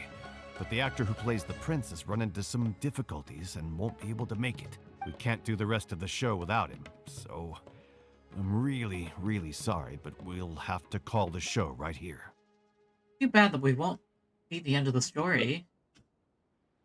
Can Kaeya fill in for it? Ooh, that would be fun. I wouldn't say no. I was just kidding. Darbil, would you lose any income if I were to mess this up? Not really. I mean, there's not much of an audience here anyway. I wouldn't want to take too much of your time, though. Don't worry about that. I like to be spontaneous now and then. Spice things up a little. Let me think. Well, you already know the story, so you just need to memorize a few lines. Huh, you know what? This might actually work. Oh, is he gonna be playing the prince? Wait, but Kubad has a specific costume he's supposed to wear, and there's no way you'd fit into it. But this is where the new outfit gets premiered, right? Switching actors is one thing, but wearing street clothes on stage would really ruin the immersion. Yeah, I don't think this is gonna work. Well, good thing that I've actually got a costume with me. It goes pretty well with your stage, too. You're kidding. Can you show it to me? Sure. If you can show me the way to your changing room? It's in the restaurant. Follow me. Moment later, yep, it looks like... There we go! Where'd you buy this, Kaeya?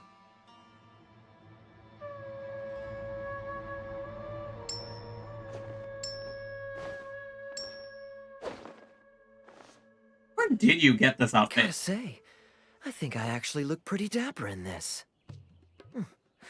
It's a pity I don't have many opportunities to wear it in public. Not to show off, but you do look pretty good. Uh-oh, not a fan of me as a prince? I'll have to act my heart out so you'll be too dazzled to make any digs. Kaeya, here's your script for the next scene. It's not too long, but you also don't have very long to prepare. Do you think you can memorize your lines in time? Only one way to find out. And the actors briefly rehearse the scene. Okay, I think we've covered all your lines and movements on stage. You haven't had long to prepare, so don't worry about forgetting your lines. We'll remind you. All right, I'm good to go. Great. Then let's get this show on the road. Time to watch the show.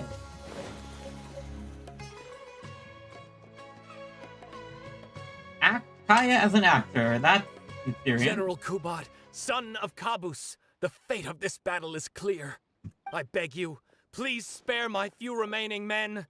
They no longer have the strength to fight back. They just used a mercenary model here. I mean, it makes sense because this is a mercenary acting troupe. Frasyav, though you now lead only the husk of a once mighty army, I have no desire to crush your dignity.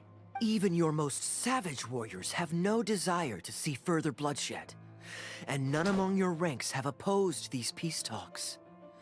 Nevertheless, I must hear it from you one final time. General Frasyav, do you agree to sign a treaty in good faith and commit from this day forth to peace between our nations? With my army in ruins, I am in no position to do otherwise. But on this, I give you my word. Yes, let us end our hostilities and send our surviving men home to their families. We share the desire to lay down our arms for good and liberate our hearts from the dirge of hatred. Then as God above is our witness, by the authority vested in me by this intaglio of King Kabus, I hereby declare that I will spare your hostages and what remains of your army. May peace be restored to this land, and may these fields of war become a place where crops grow aplenty.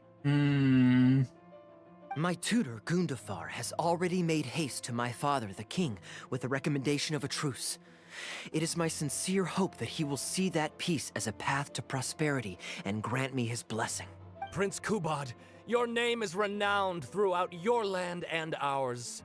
I will place my hope in your words. I feel so bad. One will find on a battlefield no master of ceremonies, nor the paper on which a treaty may be signed. In their absence, let us raise our weapons and swear an oath. I, Kubad, son of Kabus, hereby pledge protection to you and all of your kin. May the oceans be stained red with my blood if I am ever to renounce this oath. Wow. tragic. Your friend is so dreamy. He's not a real prince by any chance, is he? That may or may not be a secret. Hey, Rashana, you don't want to miss this. The good-looking guy who left that huge tip is acting on stage with Darbel's troupe. Darbel's one lucky man. I return, Your Highness. I hope I'm not too late. Have you already promised peace to Frasiov? Nay, I am not so rash as to preempt my father's blessing. I promised only what I could so far, the safety of his kin. My child, I must share with you the gravest news. Kabus has become blinded by fanaticism and hatred, and will stop at nothing to vanquish every last man under Frasiov's lead. Oh no! How can this be? You mean to say that my father has rejected our proposal for peace? He has indeed. I urged him to reconsider, and for this I was rebuked and dismissed from his service. Oh, getting interested. But far stricter punishment than this awaits you, should you return home with your troops. Please heed my warnings, dear child. I dare not imagine what unspeakable atrocities your father intends to commit.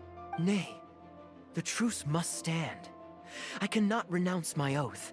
How can man claim to stand above beast without remaining true to his word? The masses have grown weary of death and conflict in both our nation and theirs. Are we all now to bend to his will and massacre countless more to satisfy a desire that is his alone? When I departed my beloved home to fight in a foreign land, I did so to honor his wishes and for my duty to our people. Alas, is this fate's grand design? Oh no! Is this fate's grand He's design? forgetting the line! Kaeya, the next line is, alas, is this fate's grand design, that I should spend the rest of my days in a foreign land, till I am laid to rest in a grave far from home? Must it be so? Huh? Wait, that's not part of the script. Kaeya, did you not hear me? My dear audience, I ask you this. Do you believe in fate? If fate decreed that your life was to end in tragedy, what would you do? He lost the line, though he's ad-libbing.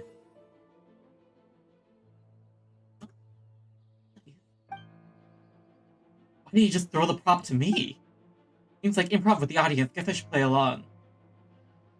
Bravely face my fate. I would change my fate and rise above it. Oh? Then so must it be. Yes, so must it be. I shall discard this intaglio and rid myself of the shackles of fate. Wait, but that's not... My dear prince, do you intend to betray your father and abandon your heritage? Everyone's getting an improv lesson today. Fate means to send the machinations of war to every corner of the land, to fan the flames of conflict till they engulf the entire world. Fate would see my sword tainted with the blood of innocence, that the bright banner of my homeland might fly in every nation known to mankind. But I shall not bow to the will of fate.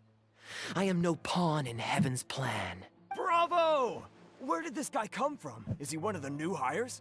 Hey, shut up. Stop interrupting. I, Kubad, will spend the rest of my days in a foreign land, till I breathe my last in a place far from home. Oh, at least he brought it back in the end. Prince Kubad, my child, there is no need to be rash. Please bring at least your fortune and the retainers who will always be loyal to you. Gundafar, my dear mentor, you have always been like a father to me. He's going crazy with that It brings script. me only anguish to bid you farewell, but I must walk this path, or freedom dies by my hand. Goodbye, my tribe and kin. Farewell, sweet land of my birth. Goodbye, my child. An sizable audience burst into applause. Ah! Well, at least now the script can have two endings. The show's pretty good. Are you guys professional? I mean, kind of. I wonder if I should go strike up a conversation with him.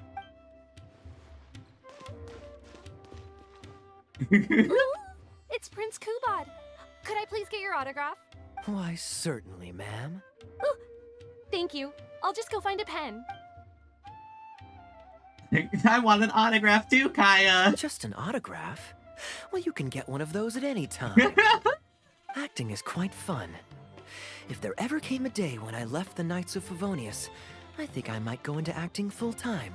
Darbil, could you introduce me to this young man? My apologies, Master Toos. I somehow missed you in the crowd earlier.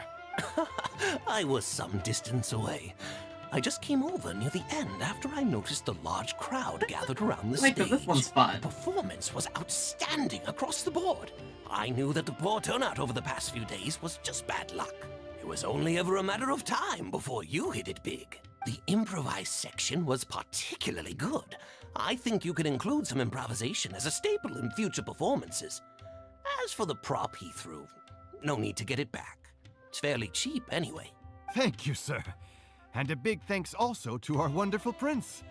Had Kaeya not agreed to fill in, we might have disbanded right on the spot. Kaeya, was it? Well, young man, I must say you've made quite the impression on me. My caravan is always loaded with the finest food and wines. You're welcome to visit at any time. Thank you for the invite, sir, but I'm afraid I've reached the end of my time at Sumeru. I'm sure that my friends and family in Mondstadt must be missing me terribly.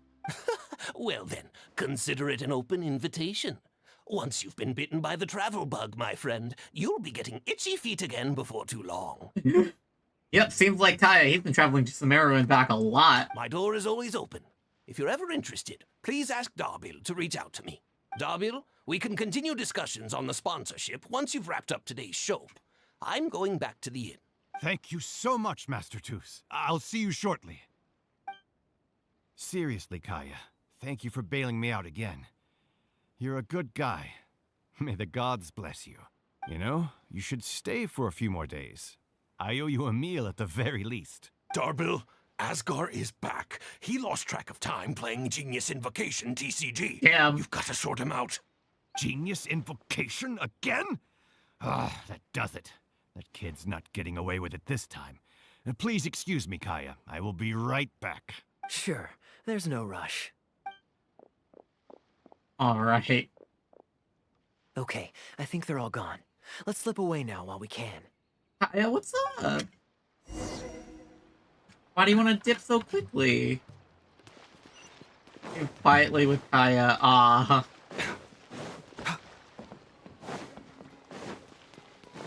What's wrong, Kaeya? All right, this should be far enough. Don't think they'll find me here.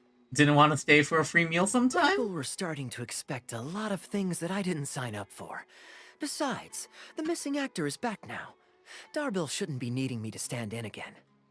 I don't mind socializing, but compared to chatting over food and drink, I much prefer just going wild on the stage. What about you? Did you enjoy the show? I wasn't expecting that improv section. Mostly, I was curious to know what was going on, what was going through your mind on stage. Oh? I was expecting a lengthier critique, but you've thrown the question right back at me. Sneaky. All right, I'll rise to your challenge. You know, the one thing I like about these Hangout events is that since they're non-linear, different events can reference other events in other packs. Let me think. All the world's a stage, and all the people merely players. Does that answer your question? Perhaps there's an inept god out there deciding everyone's fates, much like the academia student drafting Darbil's scripts. Yeah, inept is a good word for it. Honestly, it might even be a little too civil to describe a god who turns fathers against their sons and is bent on endless warmongering, don't you think? Anyway, that's exactly why actors need to wake up and realize they don't have to follow the script. There's nothing to stop them from following their gut and making it up as they go along. Do you really believe that? Oh, my dear traveler, please don't take me too literally. I don't want you to get the wrong idea. The god is just a figure of speech. The real point I'm making is about the actors. Everyone, you and I included, is both an actor and a member of the audience. If you don't like the script, just walk off the stage and join the audience. You always have a choice. I'm not sure I fully understand. That's a little too whack-ass obtuse? metaphor. Well, don't dwell on it. It's nothing worth losing sleep over. I was just thinking aloud. Relax. Be yourself. Do your thing. That's all I'm really trying to say. When I did my little bit of audience interaction back there, you had no time to prepare. You had to just say what you thought in the moment. I think those spontaneous thoughts are often the most authentic. And that's why I liked your answer. You're still holding on to the intaglio I threw you from the stage, right? Keep it. Think of it as a souvenir from my improvised performance. It's been the most fascinating day, hasn't it, little birdie?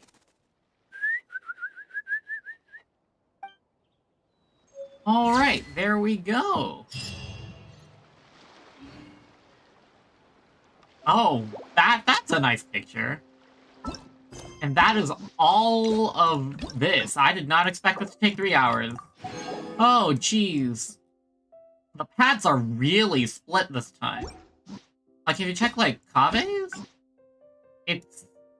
Actually, this was actually pretty even, too.